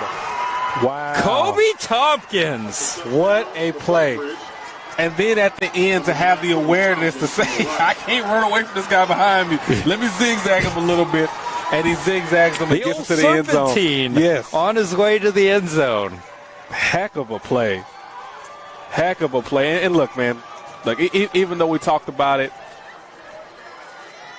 the 31 from Pace 31 fought hard, man. They gave everything they had, but there's only so many times you can play both sides of the ball. And eventually you're just going to run out of gas, and that's what happened. They gave everything they had, man. Hats off to them. They competed well, competed like some warriors. But, you know, at the end of the day, man, you run into a good team, a good ball club, good program. And they just ran out of gas. Didn't have nothing left in the tank. And that was pretty much it, man. That fumble, I would say that fumble down by the end zone hurts so bad. It hurts so bad because their energy left. And once their energy left, you know, that it was hard for them to recover. They tried to, like right here in the end of the third quarter, when Zachary had that nice run, made a guy miss, and they would kind of get down the field a little bit. But, you know, I tell you what, I'm excited for this PACE program. Hopefully they're able to kind of rebuild and do some good things, because if anybody noticed, anybody watching this game, that this coaching staff is really good coaching staff, and they're getting the most out of these young men. Yeah, Pace has been held scoreless in the second half. Like you said, Alex, that opening drive in the second half, fumble in the end zone, results in a touchback. Have not gotten any points on the board here. Stockbridge, on the other hand, able to score 27 here in the second half. They lead now 40-20. Kickoff is into the end zone for a touchback. Next week, Pace will be at Mount Zion to close out the regular season. Stockbridge goes on the road against McDonough. Stockbridge pretty much essentially wraps up the region here with this win. Lovett will be second, and then it will be Pace Academy finishing third in this region 5-4A. If I could send a shout out, his mom just sent me a video. Eric Paul Jr. Gets his first varsity touchdown, the freshman down at Creekside. All right. Yeah, good for him, man. And that is off the hands of Davis Rice. And when Pace goes back and looks at the film, they're going to see, hey, man, we were in the game. Oh, yeah. Like, we didn't play necessarily a bad game. We just had bad moments. And those bad moments led to that 40 points. But once they go back and look at the film, they're going to say, okay, hey, guys, we had a lot of positive things happen. Hey, might have ran out of gas, but it has no excuses. They play football like we play football. That's not going to be an excuse. We have to fix the things we can control. That was a big tackle there by the D-line of Stockbridge. And, Alex, let me ask you this. We talked about, Langston Hughes in 6A. We know the heavy hitters in 7A. Mm-hmm. These two teams in 4A. Yeah. What do you think? Stockbridge looks like they're going to win Region 5. I mean, Pace, a good team. Lovett's also in this region. How does 4A shape up as we're 1 week away from the playoffs? Well, I'll tell you what. We're just specifically talking about these two teams right here. I think Pace has something. Like, it's there. It's, for them, they're going to have to stay ahead of the sticks. Because, look, like, you see the scheme, right? Okay, we got the scheme. You got the kids competing. This Stockbridge defense is a defense full of athletes. So it's a bad matchup for them, right? They're going to have to do a lot of things right, because the problem is once there's a gap for a big play, it's going to happen. It's going to happen against Pace. So I think first round they're going to be competitive, and we'll see how they go from there. Stockbridge, man, I'll tell you what, with Tompkins, the quarterback, he had a great game tonight. If he can play, similar to how he played tonight in the passing game, then that's going to help them out a whole lot. That's going to help them out a whole lot, because obviously they've shown that they can run the ball. They can come downhill. They've shown that they can do that.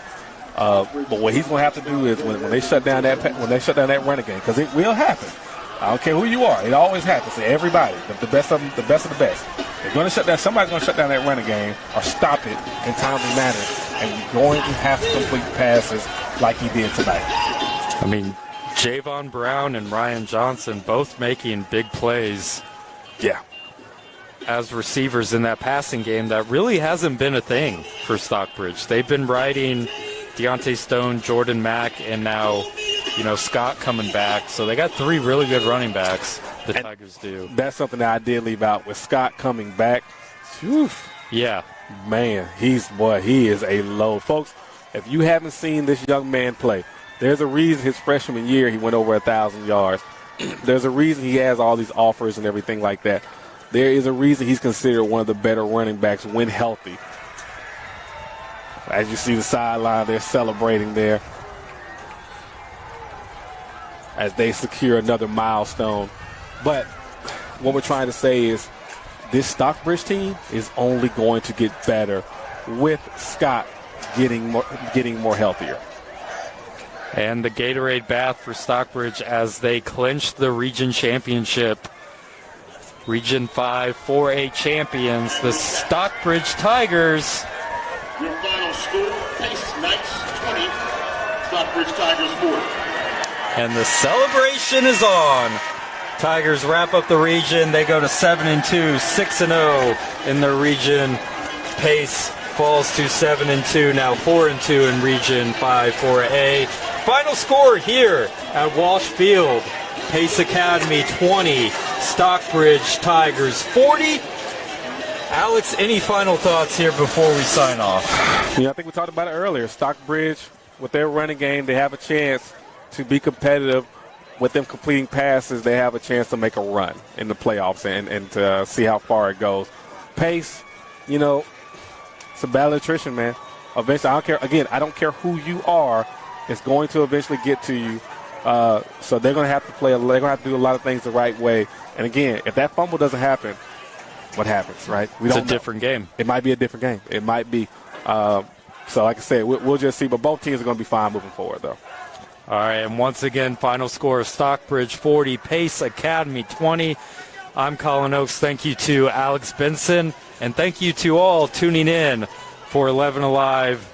And we will be back on the call. Another game, different place, different week. Another game, GHSA football. We got one more week. Man. One more week until playoffs. Time went by so fast. We're having a great time, man. We've had some great games. We really have, and we're looking forward to having one more next week. Until then, hope everyone has a wonderful weekend and a nice, safe, fun Halloween.